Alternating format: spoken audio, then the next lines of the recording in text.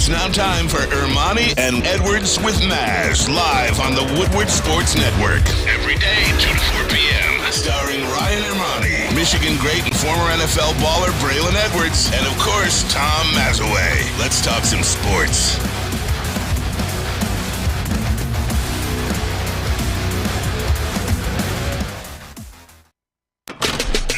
Here we go. It is Monday, January 16th, 2023. Ermanni and Edwards with Maz, Woodward Sports Network, woodwardsports.com, fox2detroit.com, the Fox 2 News app if you're watching live. How's everybody doing today? Braylon Edwards, good afternoon to you. Good afternoon, Ryan Ermanni. Today is obviously MLK Day, and this is an opportunity we have to talk about a great man, a man that was not just for his people, black Americans in this country. He was for everybody. You know what I'm saying? You talk about the I Have a Dream speech, and me going to Martin Luther King High School, I feel a little bit more connected. But I just wanted to point this out because I've listened to shows today. I've listened to the radio a little bit today, and I've seen people like Happy MLK Day. Oh yeah, Happy MLK Day. And they jump right into whatever the topic of discussion is for them. You got to do a little bit of backstory, right? Am I not correct? Please, absolutely. You have to show a little bit more love than that. Obviously, Martin Luther King graduated Morehouse at the age of 16. The man was an insightful individual. He was spiritual. He was God-fearing. He's just a good person. Super intelligent. He was a great person. He was a great husband. He's a great orator. I think he's the number 3 orator of all time, if I was just picking. But the big thing that he stood for. Who you got at 1 and 2 then? Oh, Malcolm X is number 1. Okay. Farrakhan's number 2 for me, and then Martin's 3. Like Malcolm X, nobody was ever better than Martin. How about Ali? He's great, but you're talking about guys that their roles in life would speak to the masses. Like that literally was a part of their makeup. So, but Ali was the greatest humanitarian that ever lived, especially as a sports guy. That's where I would put Muhammad Ali.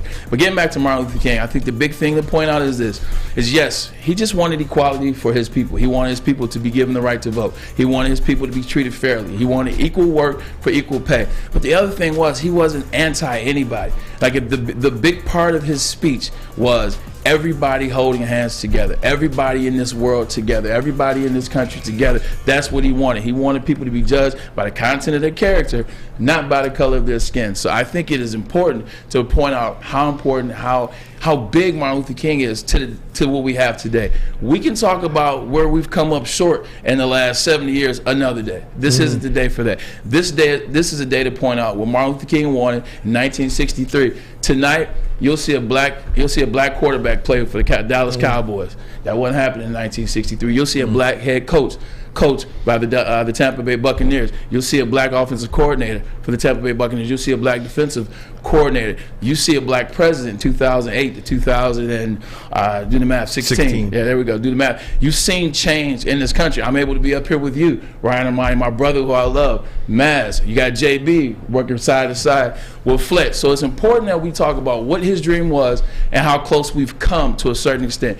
There will be other times to talk about how we've fallen short.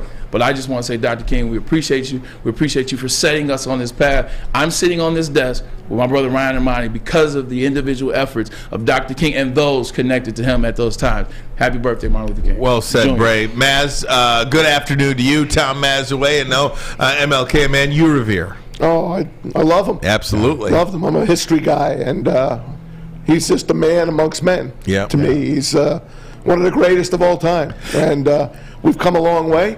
We still got a long way to go. Yeah. But happy birthday, Dr. King. Absolutely. And as you can tell, Tom Mazawey a little bit under the weather today. So I don't know how many times we're going to be coming to you. Oh, you got to come to me. I'm loaded. All right. After that weekend. He's loaded today. I do want to say this about Dr. King because, you know, the I Have a Dream speech is always the one that, you know, gets picked out amongst the crowd.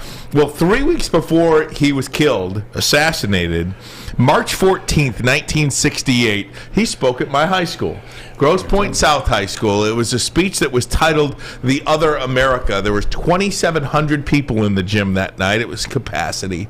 200 people on the outside picketing. And as Dr. King was coming into Grosse Pointe, driving to Grosse Pointe South High School, it was called Grosse Pointe High School at the time, the Grosse Pointe Farms police chief literally was sitting on Dr. King's lap in the car to protect him. Oh, wow. As he was driving in. Wow. Isn't that amazing? That is. It was I just want to read this quote from you. I have it attached to my Facebook and my Twitter. If you'd like to read it, it's part of the Grosse Pointe Historical Society. The speech with an audio clip, by the way, you can grab on there. It's like a 14-second audio clip, but you could read the entire speech on there. One quote here that I'd like to read with you if I can. From that speech titled The Other America. The destinies of white and black America are tied together.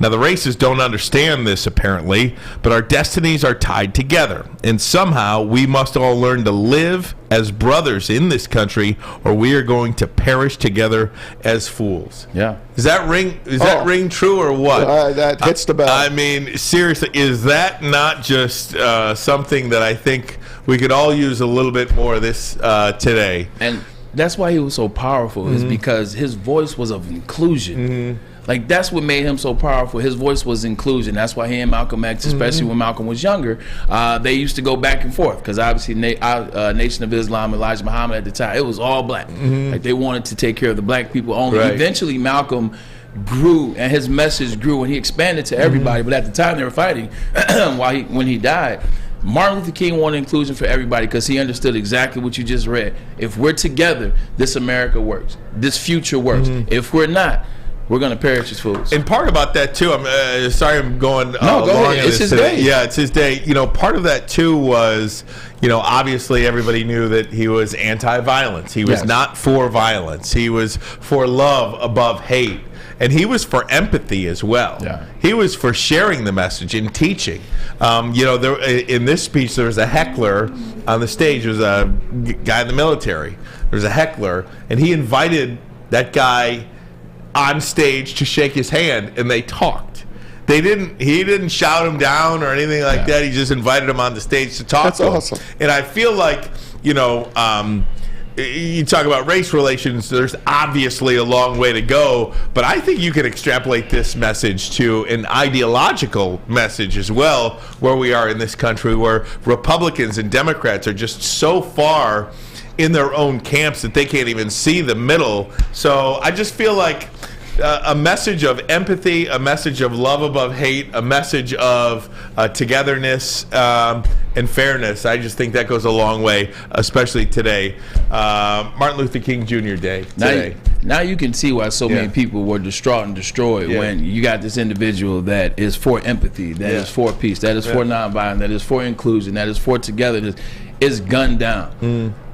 Like, it's gunned down. You're talking about this guy that this is his message. This is how he sees to fix the problem in the world, is togetherness, and he's gunned down. That's why, and when I say everyone felt that when that happened back in 1960s. Look at the 60s. I mean, the Kennedy brothers. Kennedys. I mean, they're for peace and love. They really were. 100%. LBJ, the president at the time, he and Martin Luther King Jr. had a great relationship, and he was for equality as Civil well. rights, LBJ. I don't know where we've gone wrong, but I don't know how it's not equal right now. I don't get it. 1983, Ronald Reagan made Martin Luther King Jr.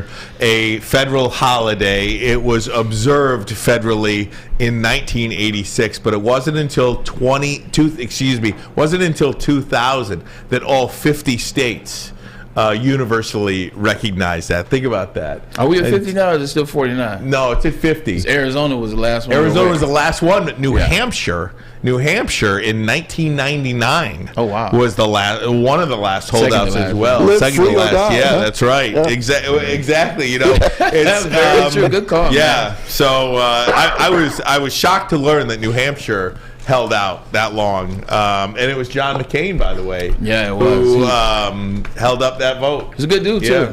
Yeah. Well, it goes to show you, and I heard somebody tweeted this, and I wish I'd give you credit if I maybe it was Elon Musk actually. Oh Lord. But he liked a post. It's almost like whatever you said before the age of 25 should be like wiped away, because you're constantly a work in progress. Look at John McCain, a guy who was so revered. Later in life. So revered later in life, but he wasn't a 25-year-old when he was holding up a vote on Martin Luther King. This was a long-standing U.S. senator from 2000 it was before they got that in there. So, I do believe we are all a work in progress, and you should be continued to judge others and judge yourself based on that progress. I think it should be judged from the get-go, if you ask me. Yeah, I'm with Maz. Like, I don't think everything you said, like 25 should be wiped out. But at the same time, I think people should allow you the ability to grow. That's what I'm saying. They should allow you the space to get better in life. And so definitely, because I'm human. Right. Like, you're human. I'm far from perfect. I'm the last person in here close to perfect. Right. But, you make mistakes, you grow, and you deserve that space to grow and to make amends if you're willing to be honest and make amends. Well said. Well just said. Be nice.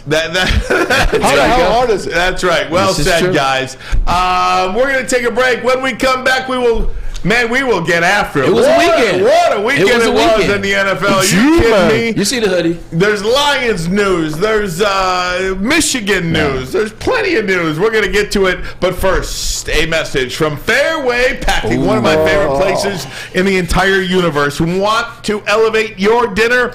Choose Fairway Packing Company, family owned and operated since 1956. You can try the Burrata Blend burgers, award-winning chop house steaks, or impress your friends with a dry-aged Wagyu tomahawk steak. See why the top chefs in the country are choosing Fairway. You could visit their steak shop in person in Grosse Pointe Woods on Mack Avenue. They will ship anywhere online as well. Visit fairwaypacking.com. Fairwaypacking.com. Sourced, aged, cut, packed to perfection. Introducing the Planet Fitness Guide to getting that post-workout glow. Step 1. What's your why? More epic energy? Better sleep? Blow off steam? Step 2. Join Planet Fitness for just $10 a month and get moving in our clean and spacious clubs. Step 3. Bask in that post-workout glow. Join Planet Fitness today for just $10 a month. Join today at any of the 50-plus Detroit area locations.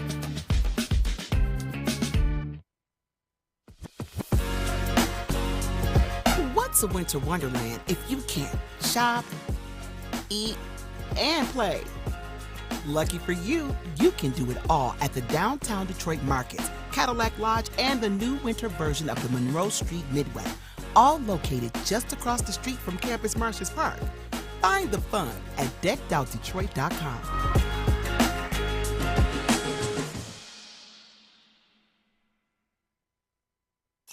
The only sports network in Detroit that starts with a W. Because we win. Woodward Sports, Detroit's winning sports network. Hey, it's Maz for Cousins Maine Lobster, and don't forget to check them out online at cousinsmainelobster.com. Check out where those trucks are going to be, the Metro Detroit area. 2 beautiful trucks out there that prepare the best seafood that you could ask for. Oh, so good. Lobster bisque, clam chowder, New England style, the only way to have it. Nice, delicious lobster quesadillas, lobster mac and cheese, lobster grilled cheese, the works. Check them out online. Get them to your house. Get them to your favorite neighborhood. It's cousinsmainelobster.com.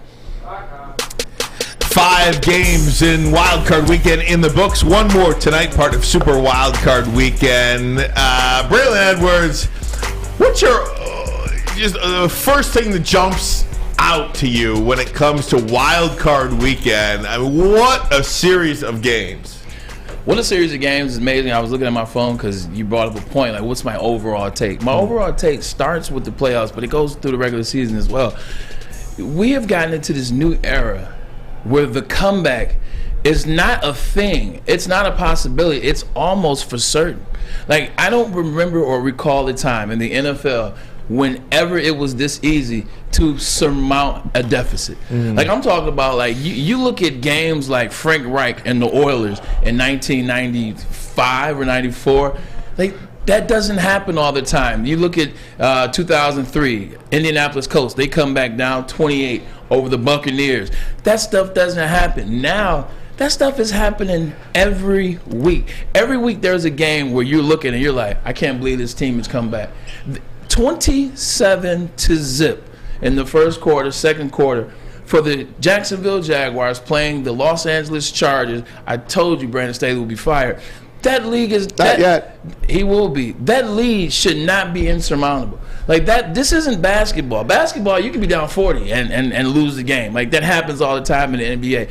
Not in the NFL. 27-0 in the playoffs. Look at the Week 1 game against Cleveland and the Jets. The Jets were down. Like what was I'm looking at? The Jets were up 30-17 with 2 minutes left in the game. And lost. You look at the Minnesota. Do I even need to bring up the Minnesota and Colts game? Down 33, and the Colts lose that game. You look at the Tampa Bay over the New Orleans at 16-3, 5 minutes left in the game, and Tampa comes back and wins that game. Minnesota and Buffalo is 27-3 with 49 seconds left. All they had to do was take a knee. They fumble on the goal line, go in overtime. All I'm saying is the NFL has gotten to a place. No lead is safe, and that's because 1, they don't play sure enough defense. 2, these coaches. These coaches are doing all type of craziness. They're making all type of decisions, like outthinking themselves. They're being too smart for the game. No more punting, no more field goals. No more punting, no more field goal. Always 4th and 3, it. go for it. 4th and 7, what That's the hell? 4th and 7, let's go for it. We got the new Josh NFL. Allen. And oh, by the way, they don't run the ball anymore. You can't come back on a team that makes smart decisions from the head coaching position, can run the football. Like, they got Austin Eckler, who's averaging 18 touchdowns a season, but oh, by the way, he's only averaging 800 yards. There's no reason you don't run the clock out. Go back to the Patriots-Falcons Super Bowl. 100%. I mean, run the damn ball, it's over. And that's where it started, man. Yeah. Good call, 28-3. So I digress, and I will leave it up to you and your overall thought. But that's one thing that I paid attention to. I'm just like, they got to do better at run. Like old school football, Ryan Ermanni still works. Yeah. Playing defense, making smart decisions as a head coach, and running the football, that's not dead.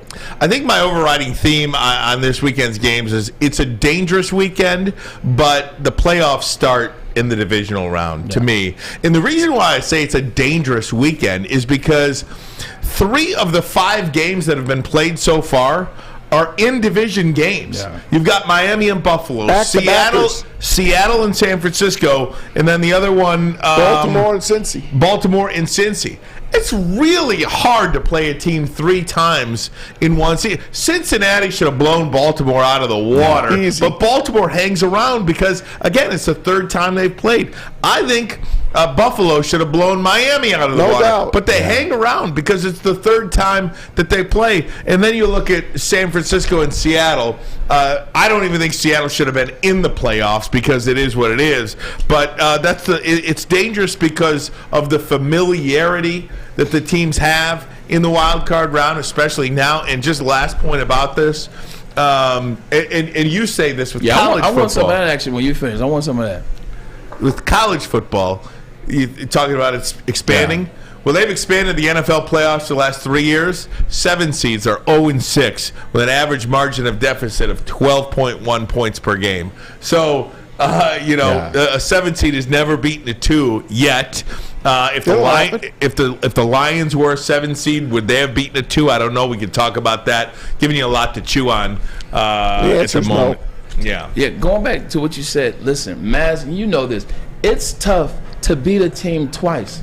Look at what happened with the New England Patriots, the last game of the season when they played the Giants in 2007. Yep. They beat the hell out of the Giants. What happened 4 weeks later? Giants won the Super Bowl. It's tough to play a team twice in the NFL. 3 times when you're playing an interdivisional rival or opponent. The Miami Dolphins they outplayed, they outcoached, and they were outprepared the Buffalo Bills in all 3 games. In all 3 games. The only difference is in the second 2 games, they didn't have Tua. They didn't have Tua Tagovailoa. If you look at everything that happened in that game, they out-prepared them. That's what happened with the Ravens. The Ravens were like, shoot, we know how good this team is. We know everything that's going on. So how do we find nuances? That's your job. When you coach in the same division, your job is to know a team. Like the Detroit Lions. The Detroit Lions, they know who better than anybody in the NFL. They know the Green Bay Packers. So the Detroit Lions are playing the Green Bay Packers for the 3rd time. It's going to be tough for anybody. Those games, those 3s, it's tough to play somebody twice. 3 is damn near impossible. I'll tell you this. This is what I took out of the weekend. I'm watching the Chargers and Jags. I looked at my friends, and I looked at Trevor Lawrence on the sidelines. And I said to my buddies, this kid will never forget this game, and this will never happen to him again. I just saw a coolness about this guy. He didn't look like he threw 4 interceptions in a freaking quarter. It didn't look like it. And I don't know what it was. I never gave up on them. Matter of fact, I told my buddies, hey, for fun, we should throw a few bucks on the Jags on the money line right now. It's 27-0. No, of course not. But I'm just saying, Trevor Lawrence is here to stay. Yeah. He is here to stay. So can we talk about that for a minute? Because I tweeted out after the 4th interception or 3rd interception, Trevor Lawrence is not good. And I'd like to revisit that a little bit. Because I think if you look at Josh Herbert, you think look at the same thing. Those 2 quarterbacks that played in that game are really talented guys. I've just never really been a fan of either, for whatever reason. But it just goes to show you as well. And this is something that Mike Greenberg tweeted out, talking about coaching in the NFL. Danny Dimes, Daniel Jones, looked like he was going to be joining us at Woodward Sports next season. Yeah. Without the benefit of Brian Daboll as his head coach. Brian Daboll is his head coach, and this guy looks like a $35 million a year quarterback now. Sure does. So for however I feel about Trevor Lawrence, man, he's got the right guy in Doug Peterson now. I mean, you just feel so good about where Trevor Lawrence is because of the coach that's connected to him. If you don't have a good coach, and obviously Justin Herbert has a complete disaster as a head coach in Brandon Staley. Yeah. Don't call him a doofus. He's one of the worst coaches in the league over the last 2 years. Yes, if you've ever been a gambler, and he's lost you a lot of money. You see that thing play out over the course of 2 years. Every single play, his play calls, how he calls the game. He's one of the worst coaches in the league over a 2-year period. Full stop. And before I comment on that, Maz, the reason why I say it is this: of all the coaches in the NFL, the fact that comeback happened to Brandon Staley, nobody was surprised. And the fact that 27-0, you come back and lose that, or you lose that game, and nobody's really surprised. Ryan didn't say he was surprised about that. Did I say Josh Herbert? I meant Justin Herbert. You did. We let it go. You weren't surprised. The fact that you weren't surprised by that happening proves that he's a doofus. Whenever he's in the big moment, it's always some call that he makes that's the reason why the Chargers lose, or the reason why Justin Herbert isn't in the right spot. You hit the nail on the head, Ryan Ermanni. You got to have that quarterback in the NFL, but you got to have that coach as well. You name the teams that win it, they got the coach and the quarterback. You look at what Andy Reid has done for Patrick Mahomes, and you look what Patrick Mahomes has done for Andy Reid. You look at when it was Belichick and Brady, look what they did for each other. You look at the coaches and the quarterbacks that win, they believe in each other. They help each other out. Doug Peterson, we've said this at the beginning of the season. Every quarterback that has played with Doug Peterson has had their best season and have been the best version of themselves. Whether it was Carson Wentz, whether it's Nick Foles, whether it's what you're seeing with Trevor Lawrence, a great coach. You talk about Brian Daboll. Look at the Buffalo Bills offense since Brian Daboll's not there. They rely so much on Josh Allen being Josh Allen. He struggled this year. Was he struggling last year? He wasn't. Was he struggling the year before that? When he first came out, he was an erratic quarterback that had a big arm, that had a big upswing. Brian Daboll got him right. Brian Daboll had him stop making dumb decisions, stop turning the ball over, believing in himself. Now he's no longer there. Now look what Brian Daboll, like you said, is doing with Daniel Jones. Great coaches know how to overcome. And when they leave a situation, sometimes they leave people blowing in the wind, because right now, Josh Allen still is Josh Allen. But you can see the insecurities and a little nervousness now that Brian Daboll's not there to hold his hand anymore. You got a good point. If you want to extrapolate that out too, Brian Daboll leaves Buffalo. Josh Allen had 30 turnovers this year.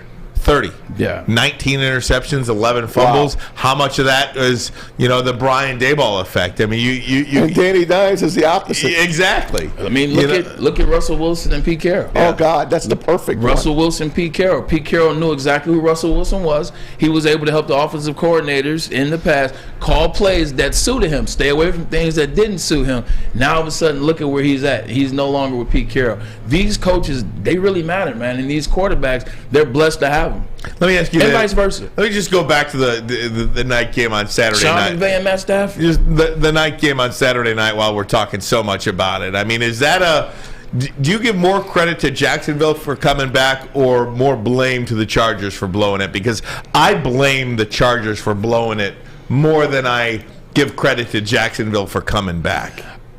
It's both. It's both. It sounds silly because it is both. I agree, but I would say 65-35. I'll put the onus They stopped on scoring, but the defense sucked. 100%. I would say 65 blame is on the Chargers. Yes. Brandon Staley, the defense, because there's plenty of blame to go around, and 35. And the reason why I give them 35, Doug Peterson made some smart decisions. Mm-hmm. He made some tough decisions, some tough calls in a time where they were down, where they didn't necessarily see a light at the end of the tunnel, but he saw. He put them in good position. He kept them calm. He kept running the ball to a certain extent. Nobody be running the ball in this situation. That score right before the half was huge. Huge. That score right before that, huge. That's why I say you got to give Doug Peterson some credit, because he did what great head coaches do. He led his men to a comeback. But the Chargers gave him everything he needed to get the comeback. you can't come back in a game like that, Tom Mazawey, unless the team with the lead just completely blows up. Yeah. They did. And Look at Joey Bosa. it allows you a chance to come back into the game. Joey Bosa exploded. I'm not mad at him for exploding. Obviously, in a moment like that, you don't want to hurt your team, which is another thing. I've never heard a call like that. Like he got a unsportsmanlike penalty. Yeah, but because the referee was following him. No, Stop following the player. I agree, but I'm saying, like, they said the next unsportsmanlike conduct, he was out the game. They created a rule on the fly to keep him in. to keep Joey Bosa in the game. I mean, hey, I'm all for it, but just make sure it's the same. But he was mad because they kept jumping off sides the whole game and they never called it. I would have been mad as hell too. The right tackle. The guy held him too. The right tackle kept holding. He was jumping off sides. When you're playing against guys as good as Khalil Mack and Joey Bosa, a lot of times you'll see offensive linemen, they try to jump a little early so they can get the jump because Joey's strong, he's fast, he's gonna bull rush you. They didn't call it one time, Ryan, and he was off sides like 8 times. I would have been pissed too if I was him. I got to get a break in quickly, 60 seconds, but I want to ask you guys, when Doug Peterson lined up to go for 2 at the 1-yard line, I want to hear your reaction to it. But first, a message from SMA. I wouldn't have the balls to do it. But first, a message from SMA. The Sports Market ATL has spread awareness about mental health and substance abuse. That play call right there could have led to both of those. Their new podcast, This is the S Word, and S Word stands for stigma, because Sean Jordan and NFL alumni are trying to destigmatize mental health, mental illness, as well as substance abuse. Listen, everybody has issues. Everybody goes through things. Look, it's okay to not be okay. But when you're not okay, where do you go to get the information? Where do you find out how to get better? Go to thesportsma.com. The information, the conversations are great. They do a tremendous job with helping you or someone else that you may know. Thesportsma.com. By now you know me, Christina Gennari, as the obvious choice in real estate. And you know my website, soldchristina.com, as your #1 resource for buying or selling your home. Myself, along with my amazing staff, pride ourselves on making your home buying and selling experience a relaxing and easy one. Come see why we are the obvious choice. Christina Gennari at soldchristina.com, the obvious choice in real estate. When it comes to making your haircut truly an experience, there's no better place than Lady Jane's Haircuts for Men. Come to any one of our 26 Metro Detroit locations for an award-winning haircut experience and qualify for a chance to win a down payment for your dream home up to $200,000. Our precision haircut and talented stylists will have you looking good, feeling good, and give you a chance to change your life forever. Lady Jane's Haircuts for Men, open 7 days a week. Walk in anytime. It's wicked awesome. A ton of fun, a ton of sports, and a ton of man meat. Welcome to the Woodward Heavyweights, live daily 5 to 7 p.m. on Woodward Sports. This insurance group and their employees are heavily involved in the community. It is very rewarding, but with it comes great responsibility. If you sit on a local youth sports board, homeowners association, or volunteer as a coach, directors and officers insurance is a must. Make sure you get the kids, the parents, and the volunteers taken care of and protected. Call Swiss Insurance today. Tell them Braylon sent you. Ermanni and Edwards with Maz, woodwardsports.com, fox2detroit.com. So let me set up the situation for you. 5:25 to go in the fourth quarter. Trevor Lawrence throws a touchdown pass to Christian Kirk to pull them to within 30-26. Extra point pulls them to within 30-27. You're just down a game-tying field goal when and if you get the ball back. Well, there's a penalty on Joey Bosa, takes him to the 1-yard line. Doug Peterson elects to go for 2 after that penalty. If you make it, a field goal wins it. If you miss it, a field goal does nothing for you and you must score a touchdown. Yeah. I saw this and I understood it, but the gonads it takes to make that call in the moment was, and we were just talking about this new NFL, man. Yeah, it's this new NFL. What was your reaction to that? I think the way in which I read the play, what I took from it as I'm sitting here rocking this, and by the way, I'm not I don't jump ship to ship. My brother, who we've had on the show many times, is the head player development for the Jacksonville Jaguars. So it's a family win of sorts. I'm looking at a guy that just won the Super Bowl 4 years ago. I'm looking at a guy that was down 27-0 at the beginning of the game. I'm looking at a guy whose season was damn near over with 7 games into the season. I'm looking at a guy that endured all that. I said, you know what? I support it. Like, in the first quarter, you thought this game was over. You didn't think you would be in this situation to have this moment. I think he trusts his quarterback. In fact, I know he trusts his quarterback. I know he trusts his players. After breaking it down that way, I said, hey, you know what? It's your world, Doug. We're just living in it. I rock with it. And I know this is very hypocritical because Brandon Staley did the same thing. I'd be ripping him a new one. But I think it was calculated. I think there is a space for older coaches or for analytics in this NFL. I think there is a space for like plays like this where you go for it because you want to get the win. You see the odds, you play the numbers. But I don't think it's every play. I don't think it's every call. I don't think it's every fourth down. So that's why I was in support of it, because I think the moment called for it, and he went with his gut. I thought he was crazy.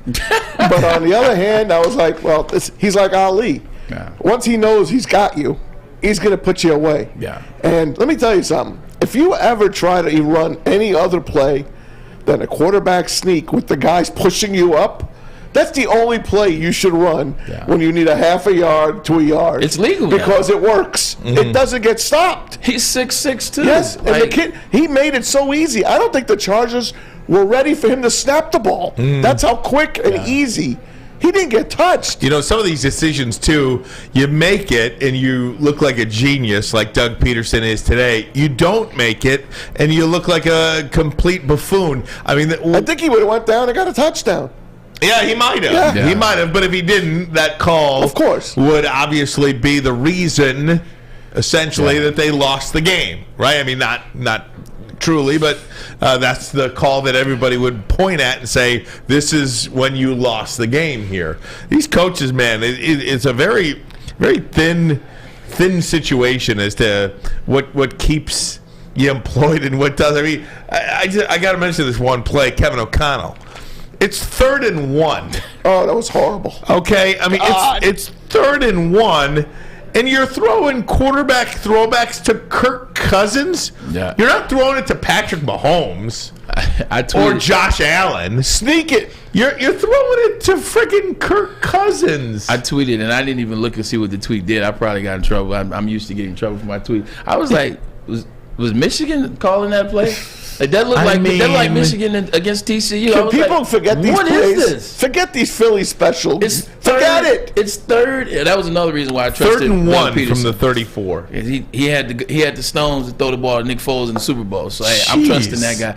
I didn't get that call. Like I'm like, nothing about Kirk Cousins has ever shown you that he was this athletic dynamo, that he was this dynamic athlete in terms of to throw this type of play too. I don't know what the hell Kevin O'Connell and those guys were thinking, and plays like that, they cost. Listen, they cost. You guys know I'm a Giants fan. Yeah. Grew up a Giants fan. I told you, by the way. You did. I told you. Yes, I know. You got it right. You did. Congratulations. On the money line, by the way. Congrats.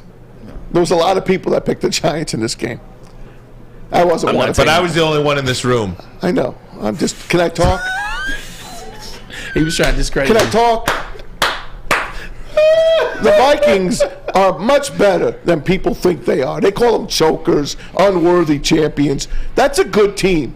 Yeah. That's a good team, and they should have won that game. I'm a Giants fan, and I'm telling you, the way the Vikings called that game, Kevin O'Connell got outcoached by Brian Daboll. There's no reason that Viking team, Jefferson was invisible. Invisible. What the hell? The last 3 games of the season, he got taken out of the game. Yeah. How do you let that happen, Braylon? You know what's interesting, too, is, Maz, there were some games early in the year that he got taken out. How's that He got happen? taken out against Philly, if I'm not mistaken. He got taken out against the Lions, if I'm not mistaken. Yeah. He got taken out a lot of games early. Like, it was either 47 yards for him or 230 Yes. early on and through the year. I mean, he had 1,700 yards off. But to your point, that's on Kevin O'Connell. Yes. That's also on Kirk Cousins. And the reason why it's on Kirk Cousins, I like him. Listen, but I'm not disrespecting Kirk. If we're going to give him a lot of credit and we defend him, well, we also gotta stick it to him when he's supposed to get it stuck to him. Pause. Kirk Cousins, we keep saying he's this guy that's going to give you 4,400 against when he was with the Commanders, 4,400 with the Redskins at the time, now the Commanders, 4,400 wherever he's at. He's going to find you 32 touchdowns and he's going to find you 4,800 yards. But in the moments, Kirk Cousins does stuff where you're like, I can't believe that I am lobbying for this dude. Maz and I have fought for Kirk Cousins. Put your hands down. No, he should. I have no problem with Ryan Big deal, doing it. you called one. I've been saying it all year. But I'm talking about with Kirk Cousins. You can talk about your Giants. I want you to go about that. But just Kirk Cousins briefly. All year we've defended Kirk Cousins. And in big game moments, Kirk Cousins consistently does things to let you know that he's not of that caliber. What did he do wrong yesterday? 4th and freaking 8. And he throws the ball to a defended player that was at 3 yards. Like, I understand if this is your, like, I understand if there's another series to be had. I understand if there's a little bit of space and you're praying that this wide receiver is going to catch it and he's going to find the other 5 yards. Nothing about that from Kirk's vision to that play. It's a terrible call. I understand that, but your season's on the line. That's where you gotta. That's where the great ones, or that's where the tier 1s, or the tier 1 to 1Bs. That's where they spin out and they just throw the ball up for grabs and make something happen. Your season is on the line, Maz, and you throw it. You throw it 3 yards when the guy draped over him like this. Right, before you talk, just a quick second on that play. Yeah. Please. They were discombobulated. Yeah. They didn't get to the line in time. I'd rather have seen them take a 5-yard freaking penalty at that point. They rushed it. It looks like they didn't know what the hell they were doing. That's the coach. Everything you're saying is correct, man. No timeouts. That's the coach. Everything you're saying is right. But when you're a guy that makes $40 million a year and you're put in that terrible position, that was a terrible situation to be in for Kirk Cousins. I get it. But cry me a river. You make $44 million a year. You gotta attempt something. You got to know where Justin Jefferson is on that route. He was getting sacked. I don't care. You know who else was getting sacked? You know who else was getting sacked on a 4th down play and knew to throw it to the end zone last night? Huntley. Yes. Huntley. Yes, I get it. And this is a career backup quarterback who knew to just heave it up. Yeah, it's 4th down, ball game on the line. Just heave it up. What's one of my favorite sayings in sports? I told you. No, that's his, which I've stolen now. I'm going to trademark that as my own. But it's your best players have to be your best players in the biggest moments. Yeah. And Kirk Cousins consistently has not been that guy. And that is why, come January or even December, I never think the Vikings are going anywhere. Because their defense sucks. Their defense sucks, they do. No doubt. Right. But he has consistently failed his team in big moments. It's not him. Okay, fine. You can believe that. I'm telling you my opinion. You can disagree with my opinion all you want. I don't think my opinion sucks. I put it to you like this. And I've never been behind the helm in an NFL game. I don't know what it feels like. I don't know what that pressure feels like. So I don't. So I can't speak from experience. But what I can speak from experience is this: if all that is going on, Maz, as you said, which it was a complete cluster F on that last Dolphins too. On that last play of the game. You know what you could do? You could take a delay of game. Yeah. So that you get 5 yards back. Hell, it's 4th and 8. What's the difference between 4th and 13? But it allows you, as a guy that makes the Pro Bowl every year, that makes $45 million a year, it allows you to regroup quick, get your wits about you. Because guess what, man? Everybody in that huddle, all 10 guys, who are they looking at? I know. They looking at number 8. They looking at 8. So at least if you take a delay of game, that allows you a quick 25 seconds to regroup. Hey, look, somebody get open. I'm about to make a play. So, yes, it was not his fault that play, how that unfolded. But you got to make a play when you're making $45 million a year, especially when people are lobbying for you that this isn't you. You just haven't had your moment. I don't know if I fully have appreciated Daniel Jones. I mean, that guy looked like a friggin' stud yesterday. And not only Daniel Jones, but every time Saquon Barkley touched the football, something was going to happen. I mean, Saquon Barkley, to me, number 1 running back in the game. He's Christian reborn. McCartney. He is completely reborn. I would take him over. I would take him over. They're 1 and 1A. They're 1 and 1A. Going back to Danny Dimes, now we're calling him Danny Dimes. What a difference a year makes, or even one game. Think about this. How interesting is it that when he was struggling with the New York Giants, the conversation really wasn't what it should have been, and that was, the New York Giants have done a horrible job of providing him with offensive linemen. They have receivers. Been terrible. They literally draft him and trade Odell the same year. Draft him, trade Odell. They don't bring in receivers that are competent. Notice the word I use there. They bring in Kenny Golladay. You've seen how that's worked out for him. Good block. He had a damn good block. It's good to see that, but not competent. Sterling Shepard, when he's healthy, he's not there, but he's never healthy. Like, they trade Kadarius Toney, who they just had last year as a first-round pick. They get rid of him. Saquon Barkley's been hurt the majority of the time that they've played together. Now all of a sudden, oh, by the way, his head coaches were terrible. But now all of a sudden they got a coach that knows what the hell he's doing. First thing he did was when he got Wink Martindale and got that defense together. So now you don't have to score as many points. Also, he got the offensive line together. Evan Neal is a player. Thomas he is. Evan you see Neal, him ball out at the goal God. line? You see him ball out at the goal line? Evan Neal is a player. Thomas on that offensive line is a player. Saquon is reborn. And Dayball has taken the ball out of Daniel Jones' hand for the majority of the season. So now what he's not doing, he's not throwing interceptions. He's not fumbling the ball. He's playing smart football because he's got a smart head coach. How a head coach changes the narrative, and now you're like, oh, well, he didn't have offensive line. Well, he didn't have wide receivers. We knew that the whole time, but we just wanted to say that he was trash. You know, listen, when he went, and you said at the beginning of the year, guys, when he got Wink Martindale, because he's a first-time head coach. Yes. He's like, let me go get this guy. Do you see him hugging Wink Martindale after that game last night? He's got him coach of the year. He those two together make that Giant team. That was my biggest thing with when the Lions struggled earlier. I kept pointing to that example. Now the Lions are doing good now, but I pointed to that example as like, Dayball knew, I got one crack at this. I got one crack at this job, and this is one of the premier jobs in the NFL. I'm giving this job because of my years of service for Bill Belichick. He said, but they can't wait to take it from me. Look at the last 3 guys that have been here. They were in and they were out. What do I need to do? You know what? We have a damn good defense. How do we get a damn good defense? You got to get a damn good defensive coordinator. That decision was why I said Dan Campbell fell, because as a first-year head coach, he went with guys he knew as opposed to guys that were proven vet. It's working out for him now. But that was the biggest thing I said for Dayball. Can we take a pause when it comes to speaking about the individual games for a second? Because as we're going along here, we're talking about Brian Dayball and we're talking about Doug Peterson. And coaches. How important Mike McDaniel. How important coaches are. Brandon Staley, Mike McDaniel, 2 guys that clearly got out coached and clearly lost their football games. I don't know about McDaniel. McDaniel didn't get out coached. I don't know. It's the game management, his time management was one of the most atrocious that you will find. And I think ultimately was one of the reasons why the Miami Dolphins lost. Either way, Jalen Waddle dropped 2 50-yard passes. Exactly. However you feel about it, I want to talk about the coaches. And there's no question, Dan Campbell's the coach of the Lions. We love Dan Campbell. But how do you think Dan Campbell would? Do you feel like he's more of a Brandon Staley, or do you feel like he's more of a Brian Dayball?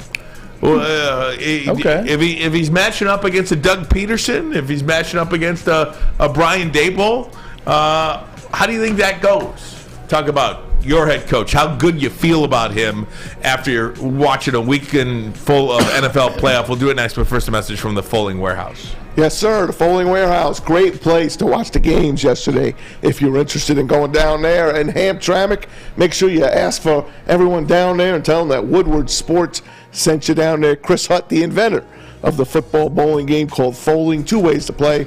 $12 unlimited open play or a private lane reservation for 2 hours for $120. 10 or 12 people can get on a lane. Do the math, less than $10 per head. Any drink you want, multiple full bars, and over 100 beers on the menu. The $2 mystery beer machine is fun as well. Bring your own food and have it delivered. It's the Folding Warehouse. Get your fold on at foldingwarehouse.com. It's a great day to get some Centron in your life. Okay. There it is. Centron, here we go. Gotta grab the cranberry. Oh wait, it's 2 for $4. Gotta double up with the classic as well. Centron World, baby. Centron, available at select Kroger's, and if you wanna know how, go to @CentronWorld.com. You get dope like me.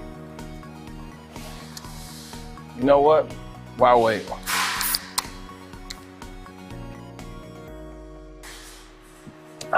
Great taste, guaranteed.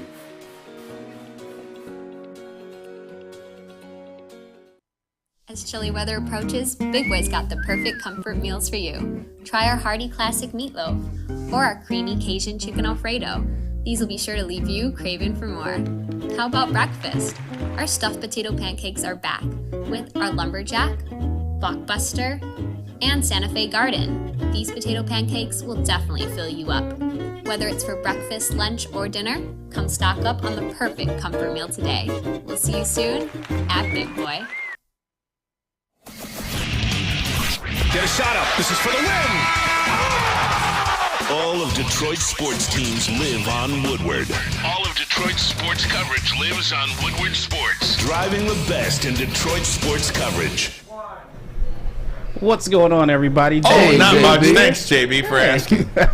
JB here letting you know about Planet Fitness and how they're our official studio sponsors here at Woodward Sports. But also, they're home to the Judgment-Free Zone, where you can work out in a non-intimidating, judgment-free atmosphere for less than $10 a month. Only $10? And yes, or upgrade to the Black Card with unlimited guest privileges, the hydro massage, and so much more in-club. You got to check it out. Join today in club, or you can always check them out at planetfitness.com. You know, guys, we're talking so much about coaches in the NFL and just complete mismatches in the game. Like, for instance, Jacksonville and the Chargers. It's a total mismatch when Doug Peterson is on one sideline and Brandon Staley is on another. Total mismatch. One of the reasons I picked the Jags on Friday. I said that. You did say that. I told you. And in fact, I think Brian Daboll is a total mismatch over Kevin O'Connell. It looks that way. You know, it kind of looks that way. Where do you think Dan Campbell would fit in there? Because one of the main parts about this weekend that I am shocked. Like there's not a lot that shocks me, but I do get surprised when NFL coaches are so bad when it comes to clock management. Yeah. I thought John Harbaugh was bad last night. I thought Mike McDaniel was bad. Those are the two examples that come to mind right now. But you're in the playoffs, man. Brandon Staley is not much better. Where would you like to see Dan Campbell improve? And we all look. This isn't a conversation about do you think Dan Campbell's a good coach or not, but is he an elite coach? Do you put him on par? Would you be okay if he went up against Brian Daboll in a postseason game? Doug Peterson in a postseason game. That would ultimately be the Super Bowl. But you know what I'm trying to get at here? Yeah, 100%. He beat Daboll too. I think different. He definitely beat both of them, but not the same was on the line. Right. Playoffs. I think where he gets better is inside the game. Like, I think like small things, clock management.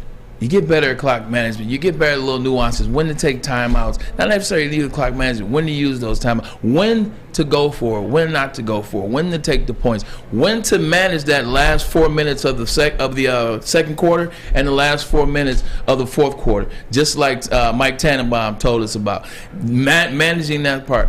If you're looking at Dan Campbell in this playoffs, what I think he had going for him outside of Brian Daboll, I don't think anybody in the NFL plays harder in terms of the players for a coach than the Lions play for Dan Campbell. I think that's the edge that Dan Campbell will have going into that playoff, outside of maybe Daboll, because his team loves him. His team loves him as well. But outside of that, I think that's the edge he would have on these guys. Now, inside, like Doug Peterson's a proven coach. I think for Dan Campbell, what's going to have to happen, more big games, which you'll see this year, because they'll probably have 2 Monday night games this year. They'll probably have a Sunday night game this year, and obviously they'll have that Thanksgiving game. They'll make the playoffs. More meaningful football. Meaningful football in big games, big moments, playoffs, that's where your mettle is tested. That's where you be. Like, Doug Peterson's not this great coach because of just this year.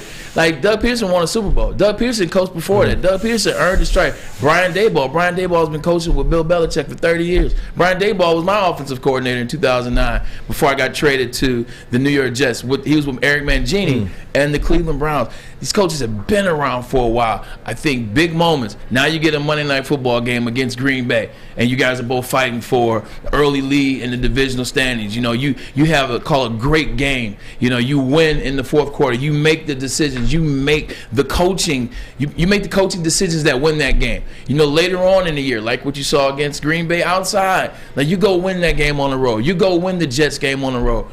Bigger games, bigger moments, and finally get into a playoffs. That's where he can start to build his cachet as a coach. Because just doing regular season games, you're not going to be able to build that up. You got to play meaningful games late in the year, Monday night games, and in the playoffs. That's how he really becomes a true, really good coach, Ryan. Hey, we know Dan Campbell's a leader of men. Yes. That's what he is. Yep. He's the boss. And that he hands down what he needs done. He's got to hire the best people around him, which we think he did.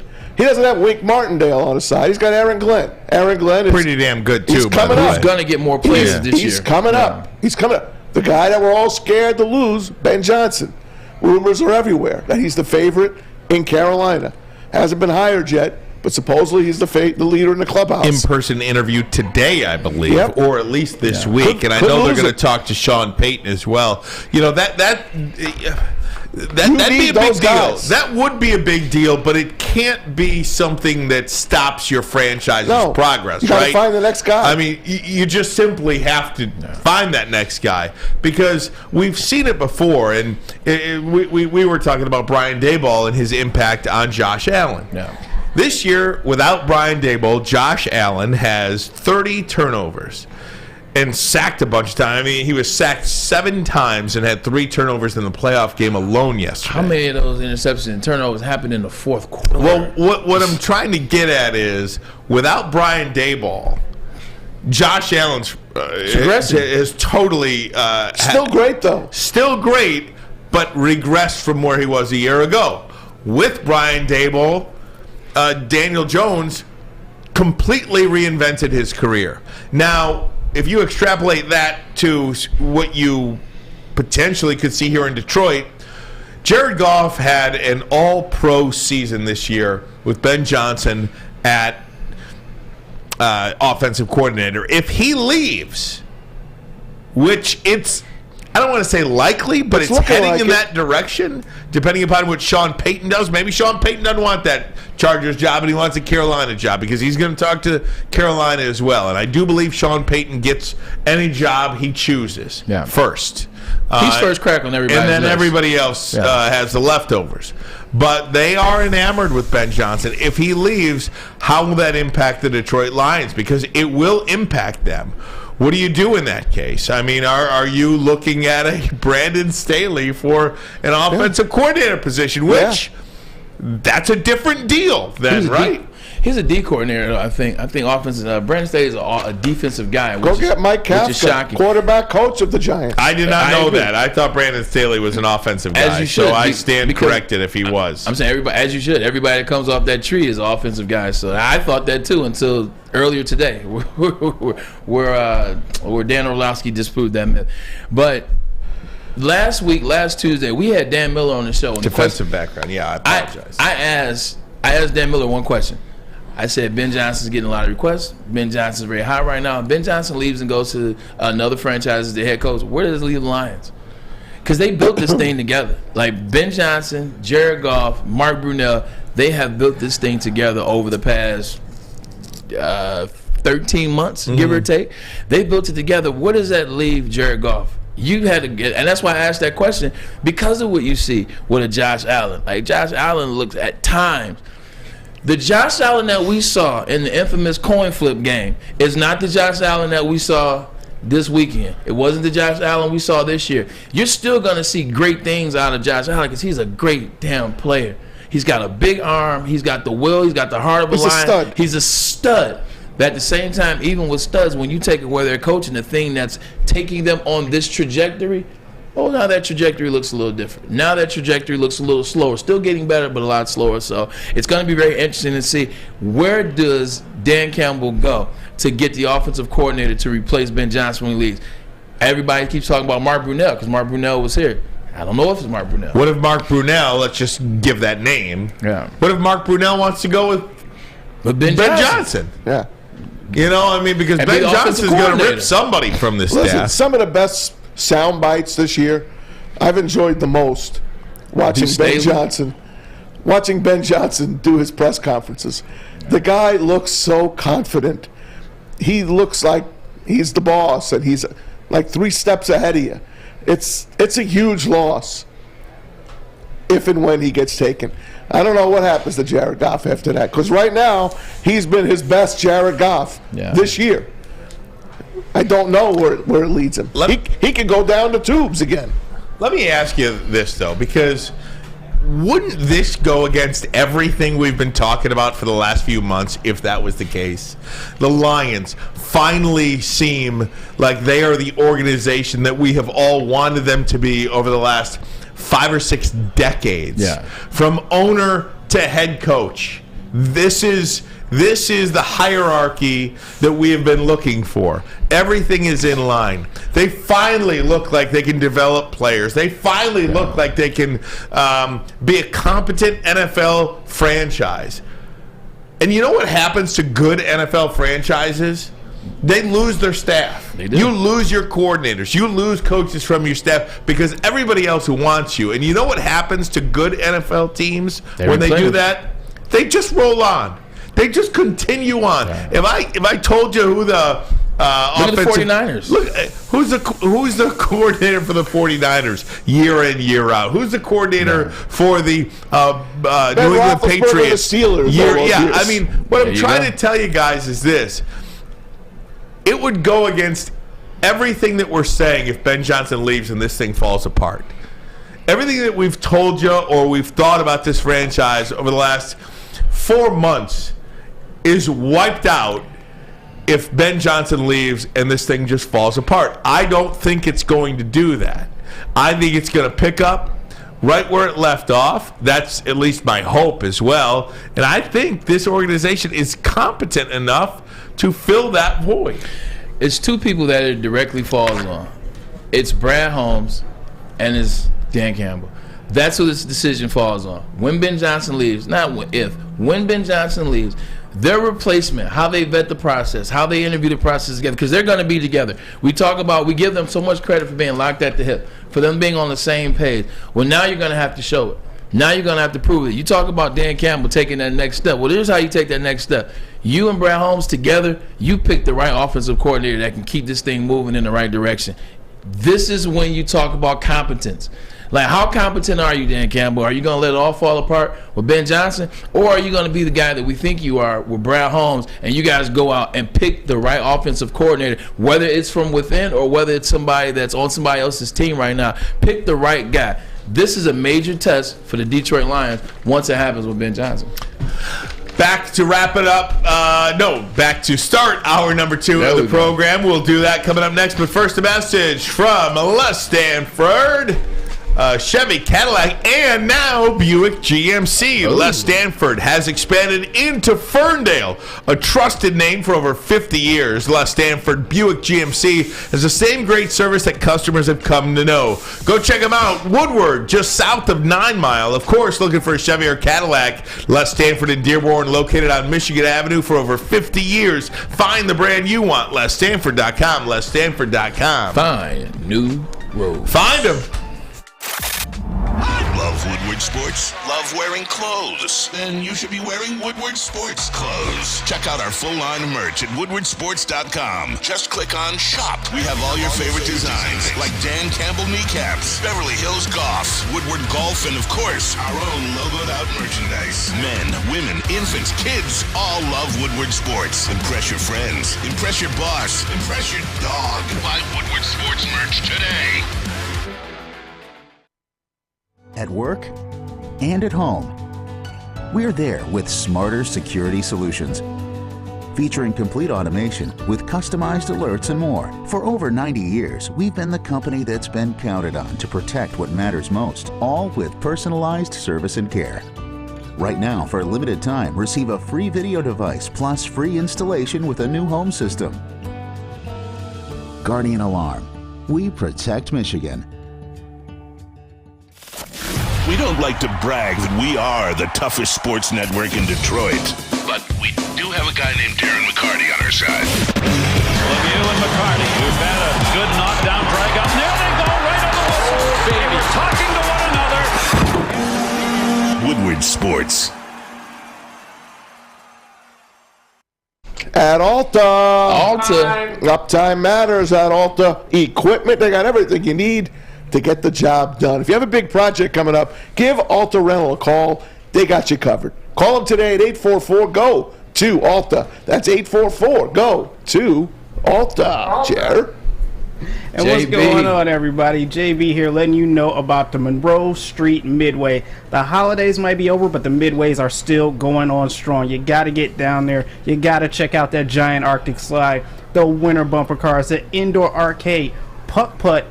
And if none of those are your interests, they always have food down there. You got to go down there. You got to check out the mac and cheese, the chicken sandwich, the homemade chili, the burgers, the pierogies. Not to mention, they have gluten-free and vegan options as well. So they've got all the bases covered for you. But coming soon, we got the Woodward Sports Winter Olympics. You'll be able to compete with the likes of Darren McCarty, Braylon Edwards, Adam Baydoun, Ryan Armati, Maz when he's not under the weather as of right now. Also, the heavyweights will be down there as well as the rest of the Woodward Sports family for the Monroe Street Midway Games.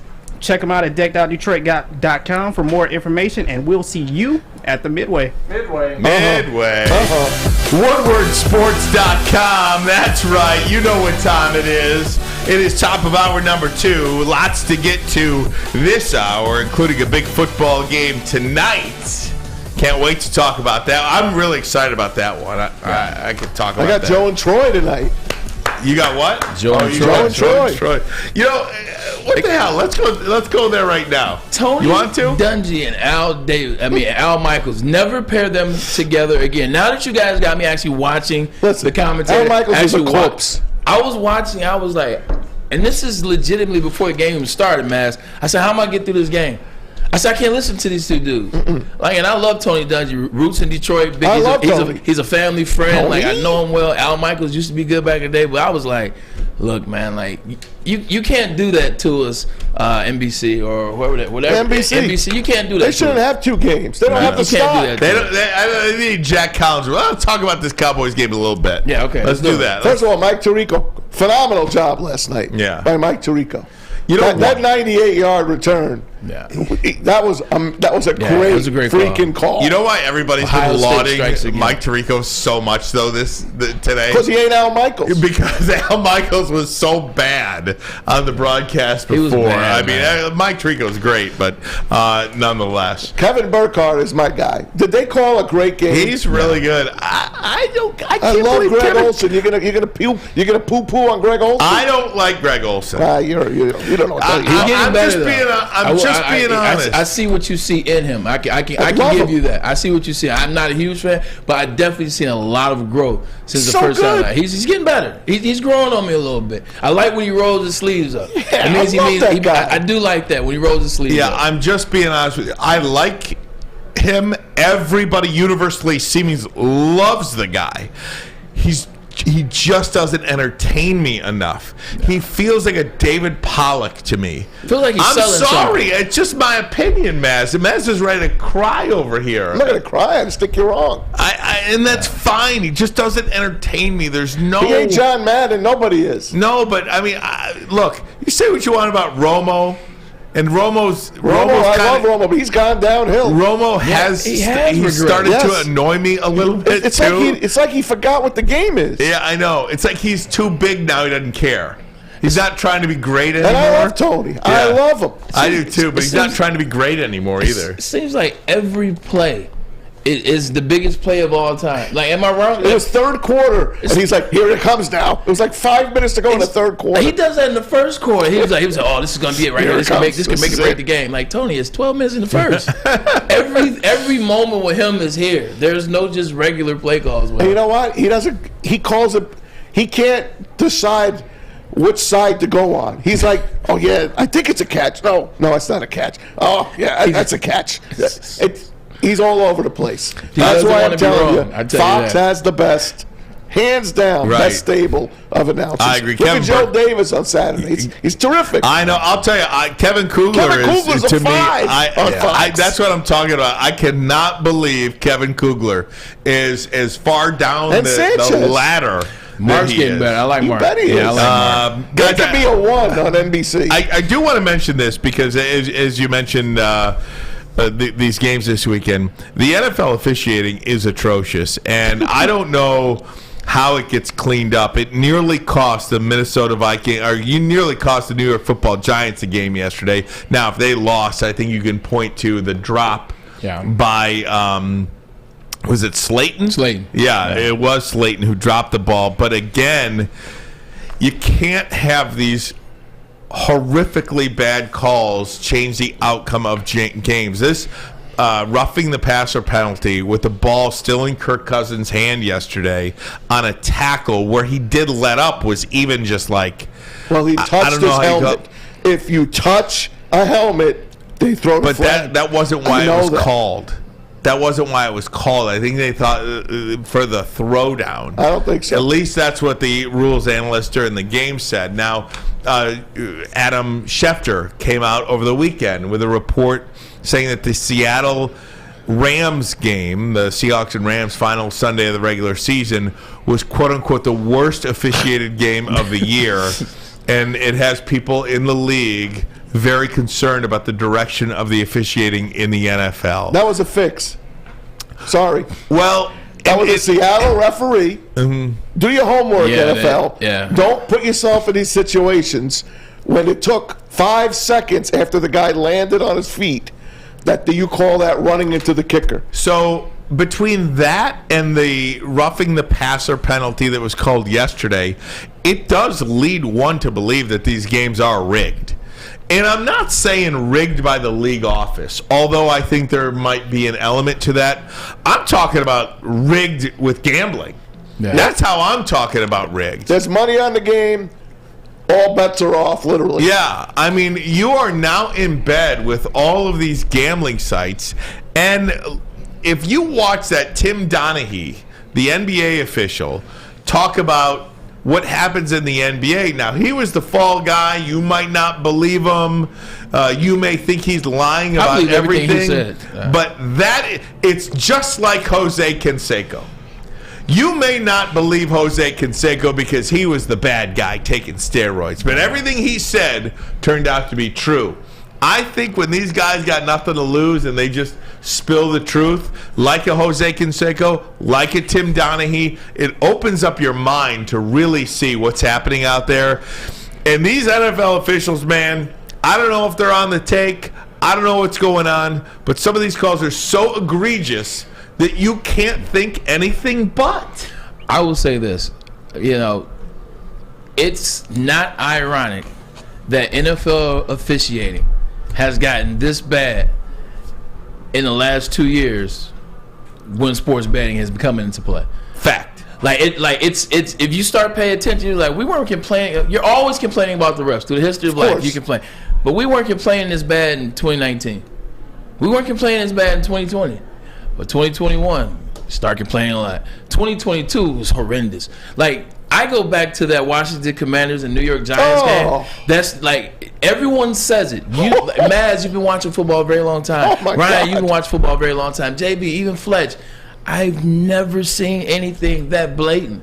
It basically was like middle finger to everybody, all the millions watching this. This is what we do. When you introduce something like gambling, Ryan and Monty, you can speak to this, both of us. It's a human element. It's so accessible. It's so free. Your friends are doing it. Your family's doing it. Like, people in your circle are doing it. It's so easy to get caught up. And now you look up and you're down 10 grand.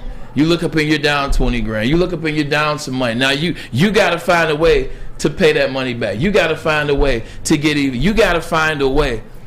And now all of a sudden you say, oh, you know what? It's so easy to fall into. And I understand it's illegal as the referee. But that don't mean your family can't bet for you. That don't mean you don't got a shady brother or shady cousin. The human element is real, and sports gambling has done that, and that's what makes sense. If you're looking to watch what I was talking about, it's called... sorry if that wasn't eloquent. It's called Untold. It's on Netflix. Yeah. It's called Untold Operation Flagrant Foul. If you want to watch the Donaghy, Untold Operation Flagrant Foul. There's just too much at stake. Now, two things about this. The NFL has to clean this up immediately. And again, it's not hard. The technology is there. Go to a command center at headquarters like the NBA does, like the NHL does. You can buzz in. They can buzz back to you. They can make the call there.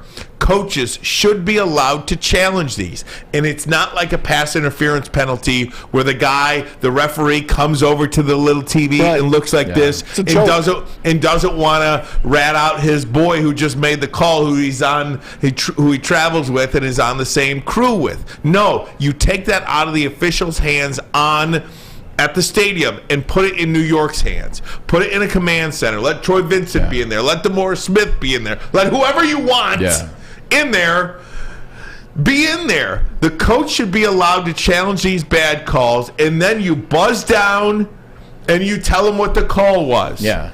It's that simple. And it does not have to be hard. And it is quicker. And you make it a system like, you know what, you make it, Maz and Ryan, you make it like picking jury.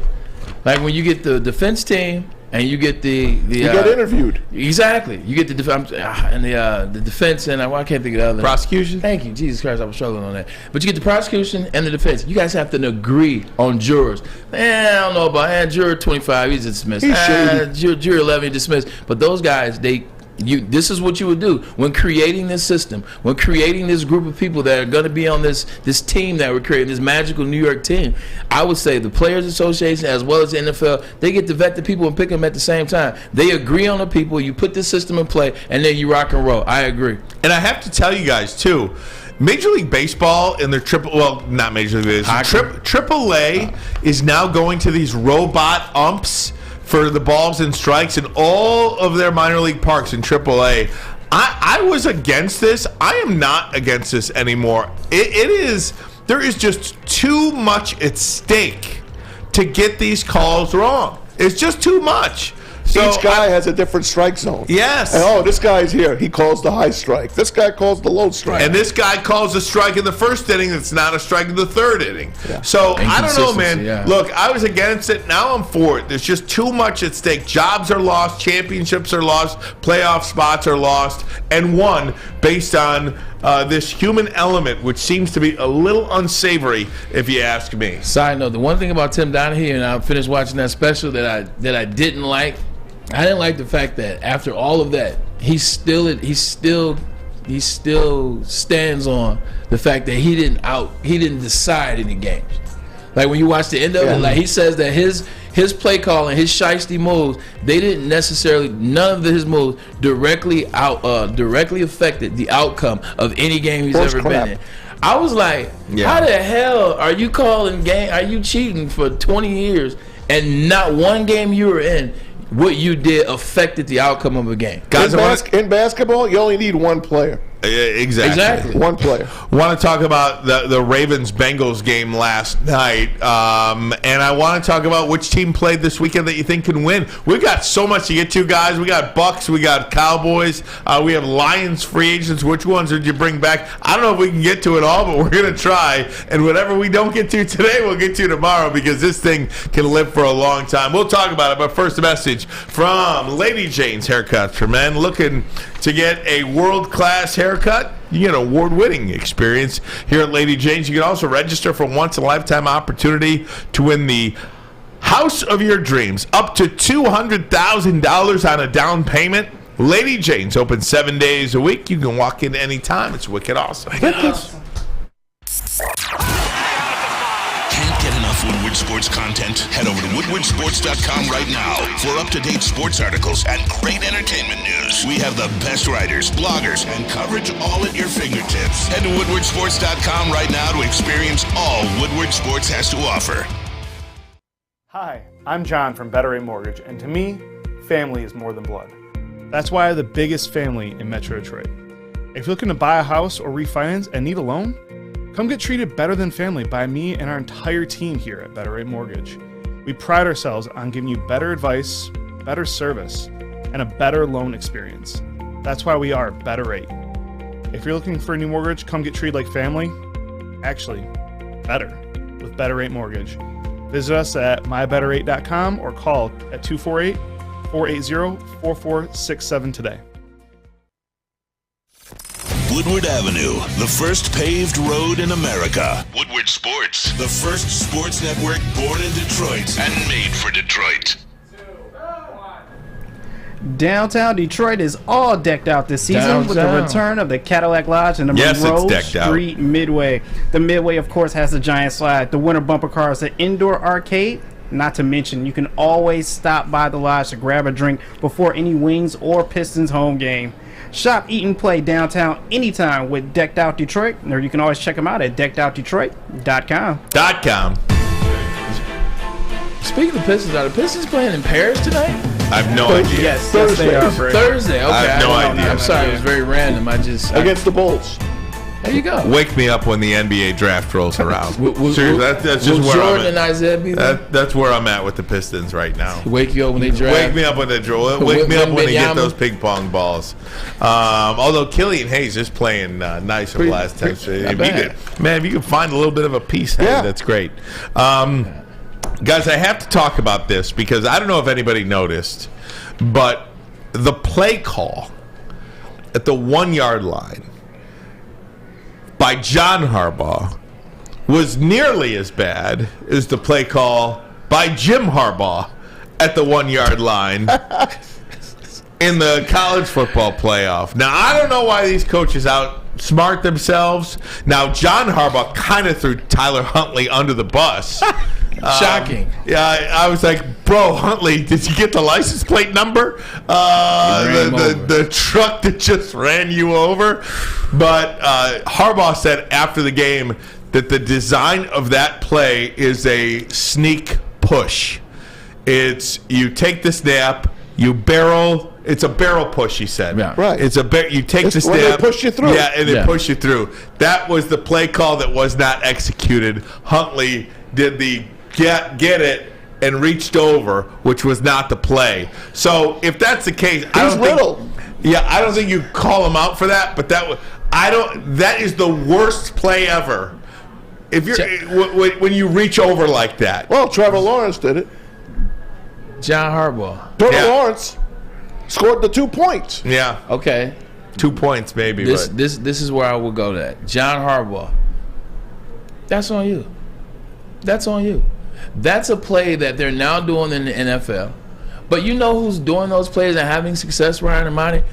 Guys like Trevor Lawrence, who last time I checked, he's been a 2-year starter for the Jacksonville Jaguars. He practices that play on the daily when he's in Jacksonville. Duval County stand up. He's like 6'3". He's 6'6". 6'6". Like, he practices that play every week. He's been practicing that play for the better part of 2 years. Huntley is in and out, in and out. How tall is he? Whole body. 5'11". He's like 6'2", like a short 6'2", though, like a 6'1". I thought he was littler than that. But you also have a running back named J.K. Dobbins that scored in a similar situation earlier in the game.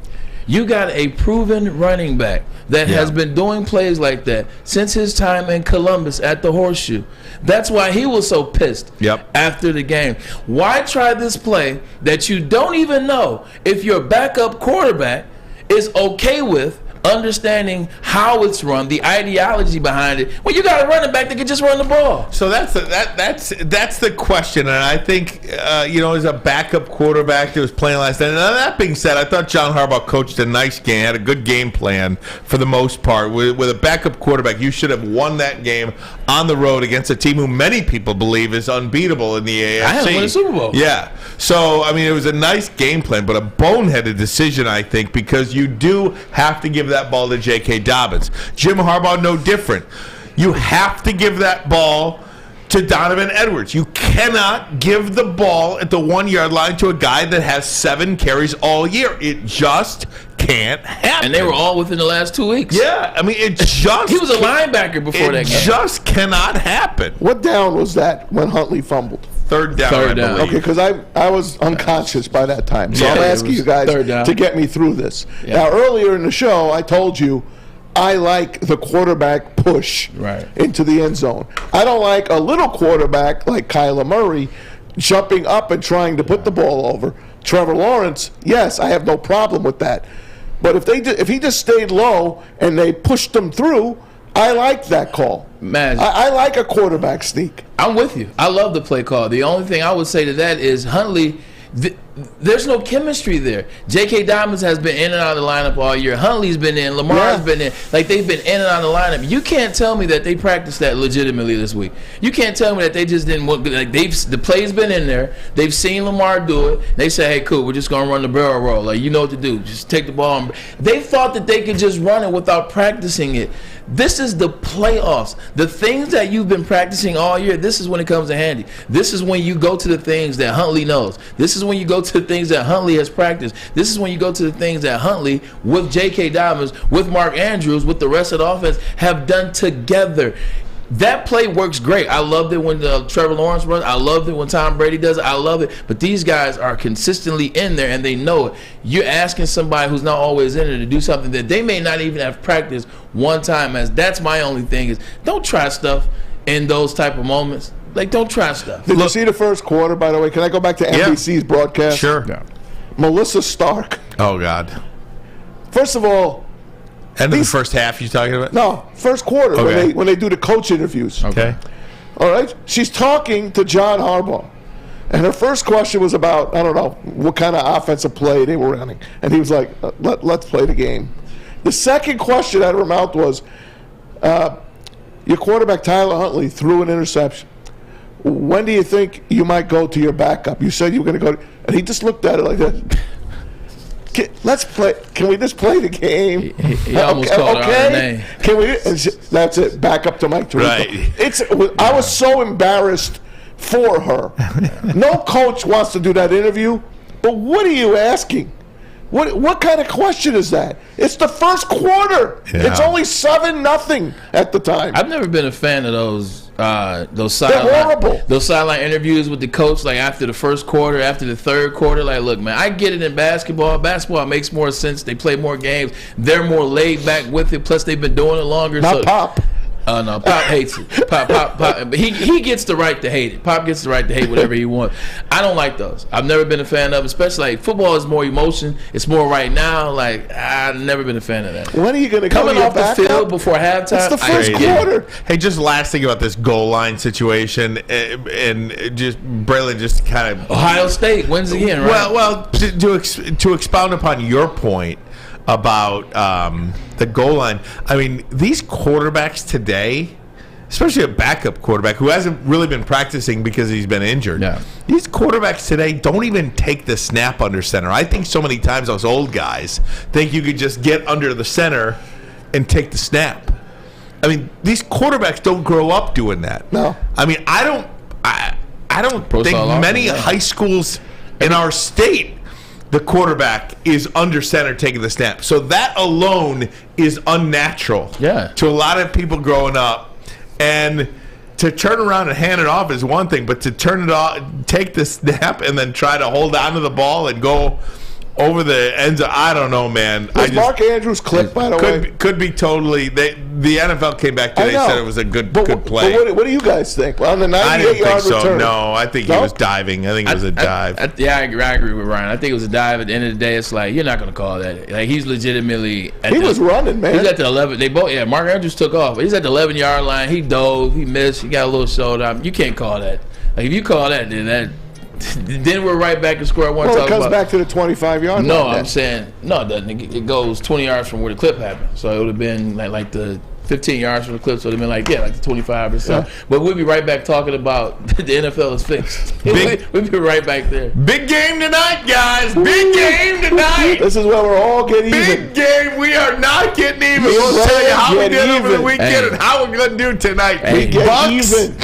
Bucks and Cowboys tonight, and I am going to tell you, folks, how my guys are going to get to the Super Bowl. Okay, we'll have that for you Rick. coming up next. But first, a message from Chili Peppers Tanning. Yes, sir. I think Ryan stayed in the booth too long at Chili Peppers Tanning. Stayed in that bed a little too long. But 27 locations throughout Metro Detroit, 2 right here on Woodward Avenue. If you join the Pepper Club, they're going to beat all competitors by $5 on unlimited tanning. Plus, you get the cleanest salons in the D, the hottest bulbs, the hottest deals, the darkest tans. Your vitamin D headquarters, ChiliPeppersTanning.com.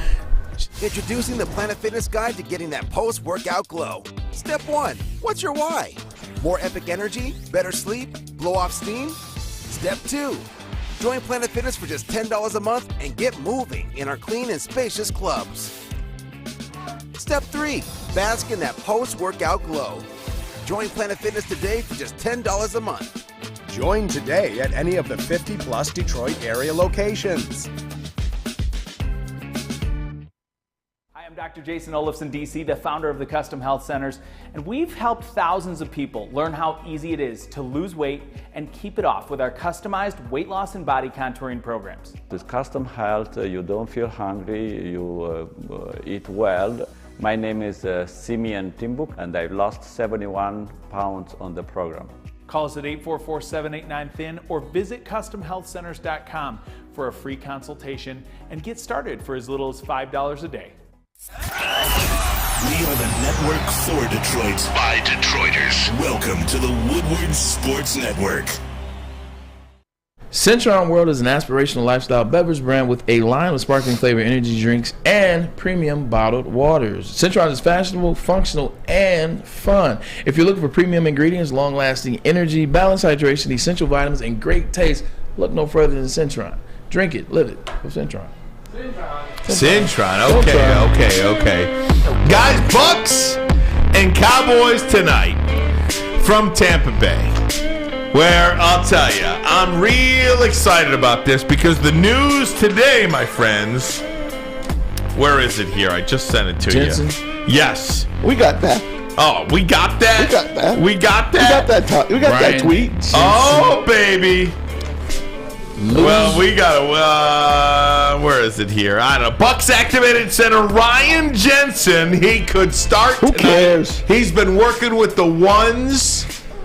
Ooh. By the way, did he work against Micah? The Dallas Cowboys, my friends, it's a Pro Bowl lineman, have not won a road playoff game since 1993. Wow. That's when the triplets were born. Yeah. Yeah, you know, it's so funny, this game. I'm excited to watch it for a multitude of reasons. Like the main reason is Tampa shouldn't even be in this game. Like, this should be a blowout. Like, we know there aren't blowouts in playoffs. We get all that. This game should be a blowout. The defensive line of the Cowboys is better. The running game of the Cowboys is better. The secondary of the Cowboys is debatable, but they got the better player in Trevon Diggs. Dak Prescott should be a $50 million quarterback. Like, you look at CeeDee Lamb, Michael Gallup, Dalton Schultz when they want to give him the ball. You look at top to bottom, and then you look at the struggles that the Bucs have had all year. Hell, their record's 8-9. Their record is 8-9, and they're in the playoffs because they won a horrible division. This shouldn't be a game. But oh wait, Dak Prescott Dak Prescott is not a man you can trust. Missed 5 games this year and still led the NFL in interceptions. By the way, he has 5 pick sixes in those 15. You look at that offense. When they run the ball, they're very efficient. They win games, they beat people, they look good. But Jerry Jones likes to show off the arm of Dak Prescott. Mike McCarthy likes to let Jerry Jones get into it with Kellen Moore and convince him that we should pass and run. The Cowboys are a mistake waiting to happen, and they are playing the wrong person in that regard, and that is Thomas Edward Brady. Thomas Edward Brady. He has more wins, which I found out this weekend, more playoff wins than the entire Dallas Cowboy franchise. 28 teams. He's got more wins than 28 NFL franchises. And I know they've added playoffs in his last 22 years. I get all of that. That's a hell of a record. 28 teams. He has more wins than Before that. Ryan blows his horn, the Cowboys will win tonight. I'll tell you this: if you want to put a little bet in, you probably could bet on a pick 6 from Dak. So maybe there's a bet on defensive touchdown for Tampa. I'm sure you'll get some decent odds on that. I still think the Cowboys will win the game. Zeke and Tony Pollard are going to win this game for Dallas. Before you blow that horn, I agree with Maz, and why I agree with Maz, this is a career moment for Dak Prescott. I've never been a huge Dak Prescott fan, but but he is a good quarterback at times. This is a huge moment for the Cowboys and Jerry Jones too. Jerry's getting old. Jerry can't afford a full rebuild. Jerry, he didn't have time like that. You can't sit up here and do a full rebuild. But if they lose, they are going to have to blow this thing up, because whatever this is ain't working. And I use ain't for effect. Ryan and Ermanni, the floor is yours.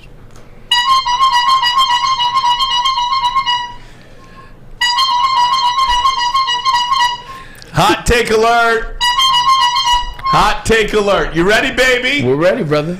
The Tampa Bay Bucks are not only going to win tonight, okay? This is how this is going to go. Tampa Bay is going to win tonight. They will go to San Francisco next week. There is no way on God's green earth that Tom Brady is losing in San Francisco to Brock Purdy in his hometown, before his hometown fans, twice in 1 year. Tampa Bay will beat San Francisco next week as well. Oh, by the way. You mean in Madden? You mean in the Madden video game? The New York Football Giants are in no way, shape, or form going to lose to the Philadelphia Eagles for a third time this year. That I like. It is extremely difficult for a team to beat another team 3 times in 1 year. We've seen it happen now over the last couple of days, but it will not happen in Philly next week. So you will have the Tampa Bay Bucks hosting the New York Football Giants in the NFC Championship game, with the Tampa Bay Bucks winning the NFC and going to yet another Super Bowl. You want to place a bet? Book that one right now, my friends. The Bucks are going to be the NFC champs, and that's your roadmap. Book it. Folks, this is a sick man. Do yourself a favor. He doesn't bet for a reason. Okay? Take a step back. He's a good guy. We love Ryan. He is. But he is sadly mistaken this time. That's all. The problem I have, Maz, and Maz, don't get mad at me on this one. The problem I have with trying to negate what seems like idiocracy, I'm struggling. And here's why. What have I said all year? You can't trust what team and what quarterback. You can't trust the Cowboys. You cannot trust Dak Prescott. The Vikings. And I'm saying like this particular team. Okay. You can't trust Dak Prescott. You can't trust the Cowboys. The Cowboys will cowboy every year. I mean that debacle at the end of the game last year against the 49ers was one of the dumbest things I've ever seen. So now you got this same team in Tampa against the GOAT. I can't fault Ryan for saying that they're going to be. This is Dallas. Now you go to Philly and New York. I can't argue that logic. I just sat up here and said an hour ago, it's tough to beat a team 3 times in a row. It is. That's been proven. I can't argue that logic. And then if he so happens to, if he's right, the Giants win, and they got to go down to Tampa, I damn sure I'm not taking Daniel Jones over Tampa Tom, who's proven that he can do it. Because if he gets to this point, there's 2 playoff wins, and he's hosting the Giants with Daniel Jones, I'm not picking the Giants over that. So as much as I want to rip that to shreds, there's a lot of truth in what he said. So I don't know if that's going to happen. That's nice. But I can see it happening. I'm still not going with that to happen. Listen, B. How many years has Brady been torturing 23? Right. 22? 22 plus years, whatever. Okay. We all know he's made a deal with the devil. Okay? That's just the way it is. It's no other way around it. The bill is due. It's way overdue. Micah Parsons is going to take care of the bill tonight. It's over. It's over. I was looking for Micah Parsons the last part of the season. I really didn't see him. So, like, I as much as I love Micah Parsons, I know he's a hell of a player. Teams have isolated him in the last part of the year. That's why he didn't make first team All-Pro, second team All-Pro as well. I don't think they're dropping him in coverage too much. They need to just purely rush him. They drop him in coverage. They try to get cute. They try to steal with the Philadelphia Eagles do with Hassan Reddick. Like, stop trying to be Hassan Reddick and the Philadelphia Eagles. Just be Micah Parsons. Do what works for you. At what point will you begin to get a little nervous that my prediction will come through? Is it if they have the ball driving to win the game at the end of the game? Tonight. That's when I'll be upset. Would it be next Saturday at about 11:15 when the Giants go on the road and have the lead against the Eagles? We'll talk about which games next week. Early, way too early. Call it next week as divisional round. If they win tonight, like I love you, Ryan. If they win tonight, I believe I don't even need to see next week. I know if they win tonight that everything you said is going to come true. We'll talk more next, but first a message from Guardian Alarm. They're your local security experts, have been for over 90 years. You see that black and yellow sign out in front of your house tells the bad guys one thing. Stay out. Whether you are at home or on the road, they're customized solutions from real experts in 24/7 professional monitoring, plus that technology backed by people. Your safety and security deserves technology that's been proven to work and people who have been proven to care. Call this number right here, 1-800-STAY-OUT. That number again, 1-800-STAY-OUT. Call them today. Tell them Woodward Sports sent you. The bill is due. Love Woodward Sports? Love wearing clothes? Then you should be wearing Woodward Sports clothes. Check out our full line of merch at woodwardsports.com. Just click on Shop. We have all your favorite designs, like Dan Campbell kneecaps, Beverly Hills Golf, Woodward Golf, and of course, our own logoed out merchandise. Men, women, infants, kids all love Woodward Sports. Impress your friends. Impress your boss. Impress your dog. Buy Woodward Sports merch today. The Sports Marketing Agency would not be who we are without great community partners like Higuera Health and Carol Zuniga. It's an awesome opportunity to partner with your organization. Higuera Health is a comprehensive behavioral health organization. We serve children through older adults with mental health, substance use, and developmental disabilities across Western Wayne counties, and really excited to now be in downriver communities as well. Give us a call at 734-458-4601. We aren't quite sure if they consume more beer or sports. Either way, the heavyweights are here. Live on Woodward Sports, daily 5 to 7 p.m.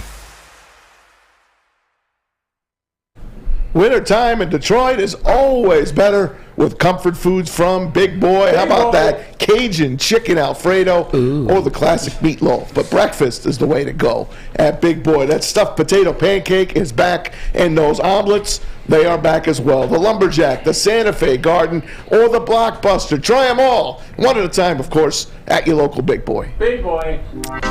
Big Boy.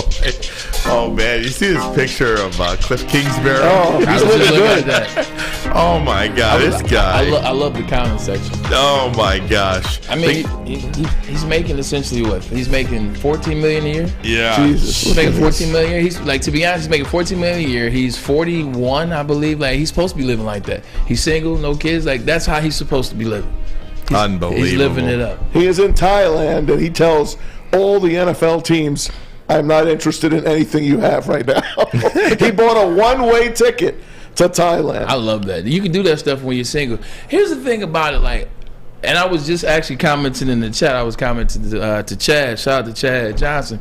I was like, why would he go coach for somebody that he's making more money than? Right. You mean I'm gonna go be OC for somebody that I'm making $9 million more than this year, and I'm cool. I'm straight.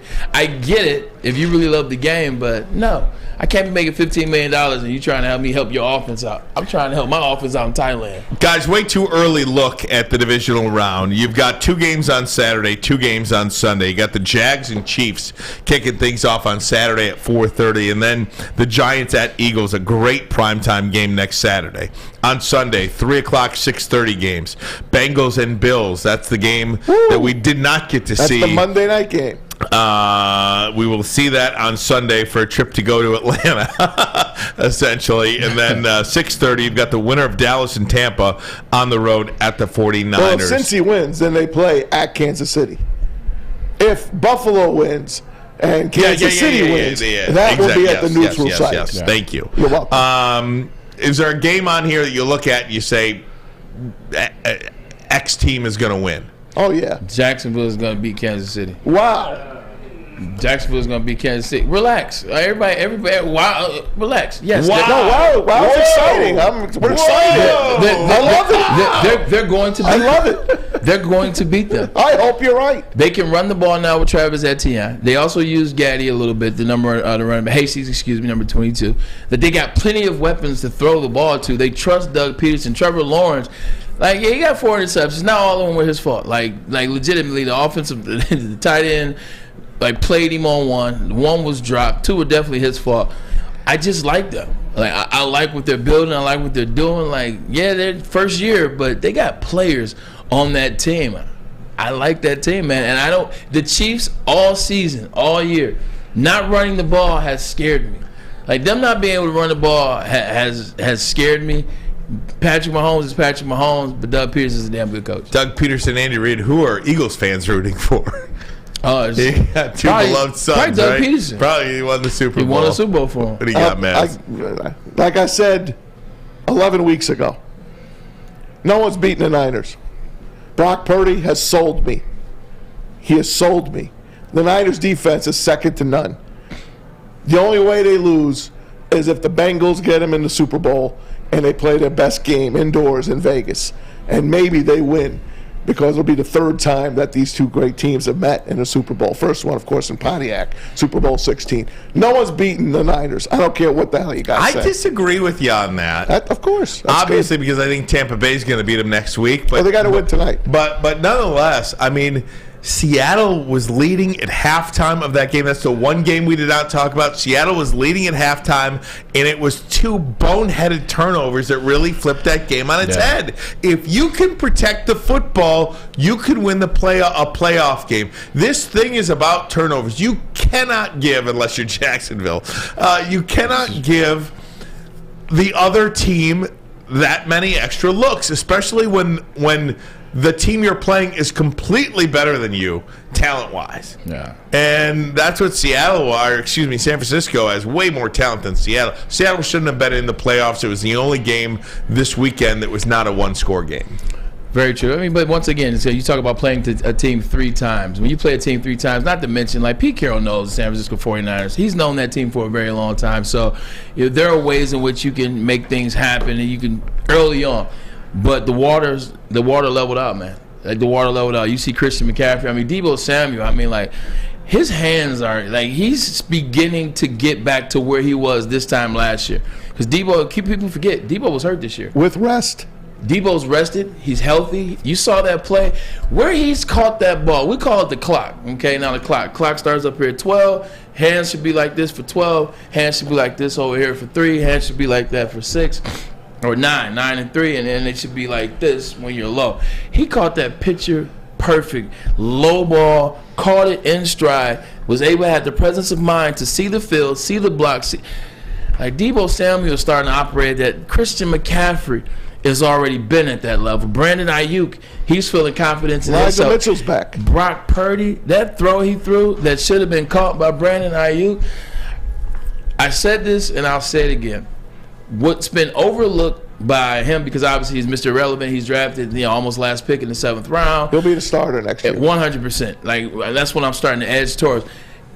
Everybody, you just named it, Ryan and Monty, all these quarterbacks, everybody's doing the spread. Everybody's out of the shotgun. Everybody's starting that way when they're 12 years old. That goes to high school. It goes through high school. It goes through college. He played in a pro-style offense at Iowa State. He was under center at Iowa State. He knows the pro-style offense. He started for 4 years. He was a captain for 3 years. Things like that go underrated until you start to fully look at the equation. Now, he's got an easy situation. Don't mess it up. Oh, by the way, I'm actually pretty good. I'm not going to mess it up. Brock Purdy is going to be dangerous, man. I agree with Maz. Like, it's just something about Joe Burrow. He's too cool.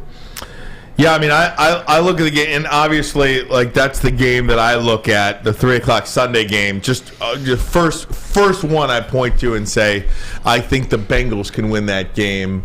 I'd have more confidence in the Bengals winning the game against the Bills than any other road team next week. Yeah. Good, I mean, I'm totally being honest with you. But the Buffalo's got to clean this up, man.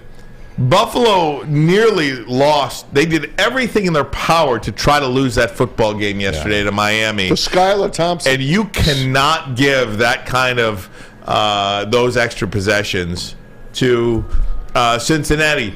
7 sacks, 3 turnovers for Josh Allen. It can't happen. It can't happen. And win next week. The big problem for me too is as I'm looking at that game is the Buffalo Bills have struggled running the ball all year. They have no running game. Like, whether they've tried with Singletary, they tried with Cook, they tried with Naheem Hines, they've tried with a million people to run the ball. It's just not working. They cannot run the ball. On top of that, Josh Allen doesn't seem like himself the whole game. You mean to tell me with the Cincinnati Bengals, and I know how they played against the Ravens, but that's an interdivisional rival. They played them 3 times. You know how those things go. You mean to tell me if the Bengals get up on the Buffalo Bills and the way that they can run the ball with Samaje Perine and Joe Mixon, the way they can mix it up, no pun intended, the Buffalo Bills will come back to beat the Bengals? I think that's what's going to happen in this game. I think the Bengals are going to get out to a lead. I don't think Buffalo Bills will be able to come back. I think it'll be like Michigan and TCU where they're fighting all game to keep up.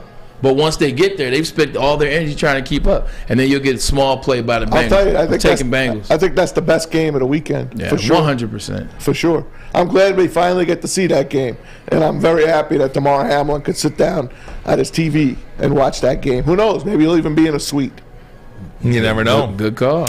Never know how that goes. Hey, guys, I'm going to take a break. When we come back, I want to ask you guys what you think of Charles Woodson and Michael Vick being critical of Lamar Jackson. I want to see what you guys think about that, because that was something that really gained a lot of steam over the weekend. We'll play a clip for you, too, from one of Lamar Jackson's teammates. We'll tell you what C. Wood and Mike Vick had to say about it. But first, a message from Custom Health Centers. Get your customized approach to weight loss. Think of all the ways that weight affects your health, mentally, emotionally, spiritually, physically. Custom Health Centers has been blessed to help over 20,000 people. I believe I am one of those success stories. I'm down a significant amount of weight, in my opinion, and I have Custom Health Centers to thank for that. Call them today for a free consultation. Just see what they have to offer. Call them, 844-789-THIN. That number again, 844-789-THIN. You got nothing to lose except weight. Thin to win. There you go. Can't get enough Woodward Sports content? Head over to woodwardsports.com right now for up-to-date sports articles and great entertainment news. We have the best writers, bloggers, and coverage all at your fingertips. Head to woodwardsports.com right now to experience all Woodward Sports has to offer. You don't have to go to the beach, man. You don't have to get your butt crack full of sand. You just need a little chili peppers, man, to get that glowing beach chili peppers tan. Woo! With 26 locations in the Metro Detroit area and more coming, Chili Peppers Tanning is where you'll find the cleanest salons in the D. Join the Pepper Club for the best deals on unlimited tanning. Head to chilipepperstanning.com. You just need a little chili peppers, man. You have an opinion? Make sure it's seen and heard. Corner, jumper, tweet us, hop on the YouTube chat, slide in the DMS at Woodward Sports on all social media. Back in the day. Matrix Home Solutions is your go-to for any home project. Looking for a new man cave? Well, they have you covered. They are your basement remodel experts that also specialize in bathrooms and kitchens as well. With an A+ rating by the Better Business Bureau, why not give them a try? Give them a call today at 888-594-8844, or you can always check them out online at matrixhomesolutions.com. Five NBA games currently going on right now as we sit. If you're watching live or listening live, Michigan's a bunch of college games have already been played. Wings and Avalanche. We had a college game on at 11:30 on Fox. That's great. 11:30 today. Hey, now why it's been so quiet? Yeah. I was at the most famous MLK day ever. What was it? What was it? It was the Knicks, Trent Tucker. When it changed. It was against the Celtics. Yeah. And it changed the NBA forever. Trent Tucker scored with 1 second left, but it was kept 1-1-1-1. Ever since that day, they went to the new clock where it's since I was at that game at the Garden by myself, I might add, way back when at Madison Square Garden. That's what's up. The old Trent Tucker game. Look it up. He was small forward, wasn't he? I think he was. Small forward. I think he was. Knicks won. That's all I cared about. Very the good. Knickerbockers. Guys, Michael Vick and Charles Woodson taking a lot of heat, I would say, for the pregame show on Fox, where they basically said, and I'm paraphrasing, put a brace on it and play. And if you think that's a poor characterization of what they said, feel free. But for the time's sake, they basically said put a brace on it and play. Charles Woodson, for the matter, I felt like he backed off of that towards the end of the conversation, but he's like, man, you're 3 games away from the Super Bowl. This is what we play for. And then Michael Vick kind of went into, put a brace on it. I played on XY, I played on a torn MCL, strained MCL all year. So here's why I will go with this. They would have won, though. Here's why I will go with this. Okay, I'll start with Mike Vick. Mike Vick has said a lot of questionable things as it relates to black quarterbacks since he's been working at Fox, whether it was Cam Newton, whether it was Cap, whether it was Russell Wilson. He said a lot of stuff, so I don't tend to listen to Mike Vick unless he's talking about Mike Vick. Like, if he's talking about himself when he played, I'm all ears. But if he's talking about now, no. I'm pissed at Mike Vick for this, and this is why. When you hear last week Lamar Jackson, when he tweeted out exactly where he was at and where his condition was, he said he had a grade 3. Like, he said it was a grade 2, but closer to a grade 3. Grade 3 is surgery. What happens with the knee is the knee has to be stable. Those are what the ligaments are for. Your ligaments, when you tear ligaments, you're messing up the stability of a knee, which gets it to be loose, which means now you can tear your PCL, now you can tear your ACL. So if you don't have stability, someone as dynamic as Lamar Jackson, when his running ability, his stopping ability, the spin move, he can't do all that.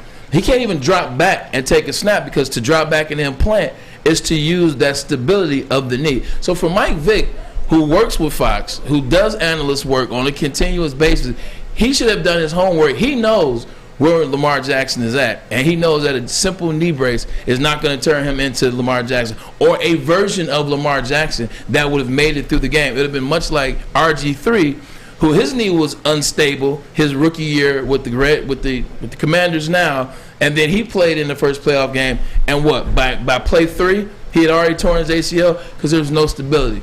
Now for my brother Charles Woodson, I don't know what he knew or what he looked up before going into that interview.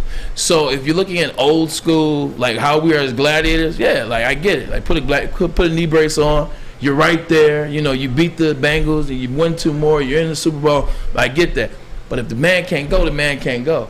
And then it looks even worse when you got the teammates from Lamar Jackson, like Marlon Humphreys. They're coming out and they're saying, this man is limping. Oh, you got it. Yeah, you got it. You led right into it. Flesh, throw that up there for me if you will. With him to have the contract, this, that, and the third. But, I don't even know if I should say this, but he's like limping around the facility. That's kind of the crazy thing that people don't see, obviously. So, obviously, we knew he wasn't going to be able to be out there with us, but hopefully we signed him to a big-term deal, and he's a Raven with me forever.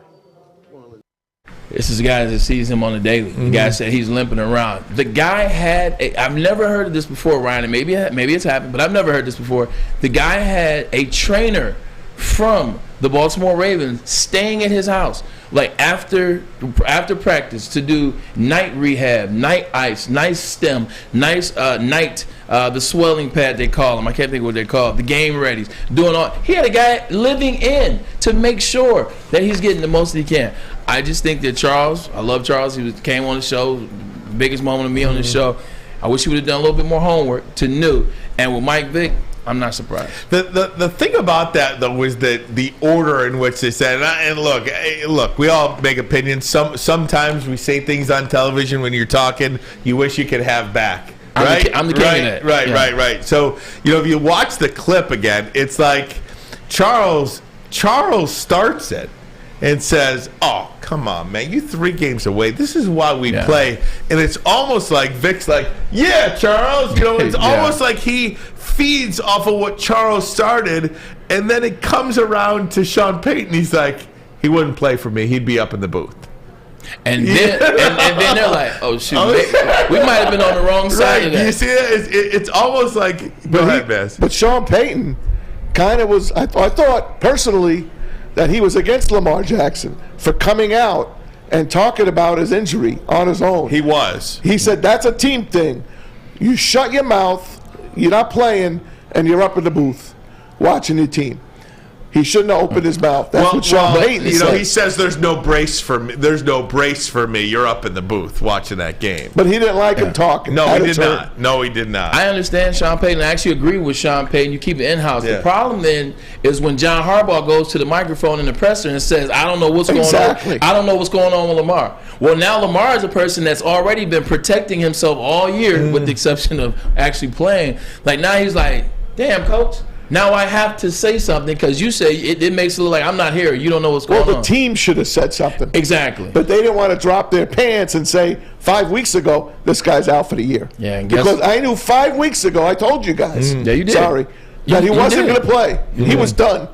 And he was. You called it from jump. Where's he going to play next year? Jason Lockhart-Foro covers the Ravens, longtime NFL guy, who was on a podcast with Tony Kornheiser over the weekend and said, look, there's 100% certainty he will not be back in Baltimore next year. 100%. He will be somewhere else. I got a couple of minutes left. I can't go long on this. Initially, where's the first place you think Lamar Jackson will play next year? New York Jets. You telling me with Breece Hall, Lamar Jackson, Corey Davis, Garrett Wilson, what they have with Uzama at tight end, Conklin, like what they have Lamar Jackson in that system, you don't need good offensive linemen. Lamar Jackson has proven that, which they don't. They keep having injuries at the lineman position. I think that's a great spot for him. Breece Hall, great Garrett Wilson, Lamar Jackson. Right. You got a spot? You know where I wanted him to go? Detroit. I wanted him here. I wanted him here, especially if you lose Ben Johnson. Because I think Derek Carr is going to go to the Colts. Yeah, Orlovsky said Atlanta would be a perfect spot for him today. Raiders. But I just hope it's in the AFC if it's not the Lions, because I think he's on the comeback trail next year. He's going to make somebody very, very happy. What about him next year. to the Raiders?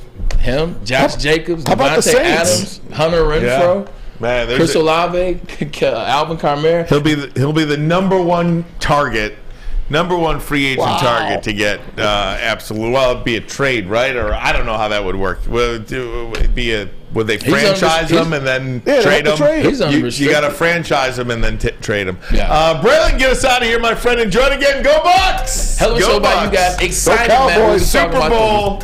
The Bucs and the Cowboys. We'll see who wins tonight. I'm going with the Cowboys. I think Dak Prescott has to show up and has to show up. Maz is on my back with that one. But we got more Lions talk. Tomorrow we'll talk free agency. What guys need to come back to Detroit? What guys are you okay with leaving? From my man JB, Fletch over here, Uncle Maz on the couch, brother from another mother. To my left, Ryan Ermanni. You know what time we it is. are Amon-Ra and Edwards with the main man Maz. Yes, sir. Make sure you download the Woodward Sports app in the App Store and the Google Play Store today. Take Woodward Sports with you wherever you go and listen live on your phone or mobile device.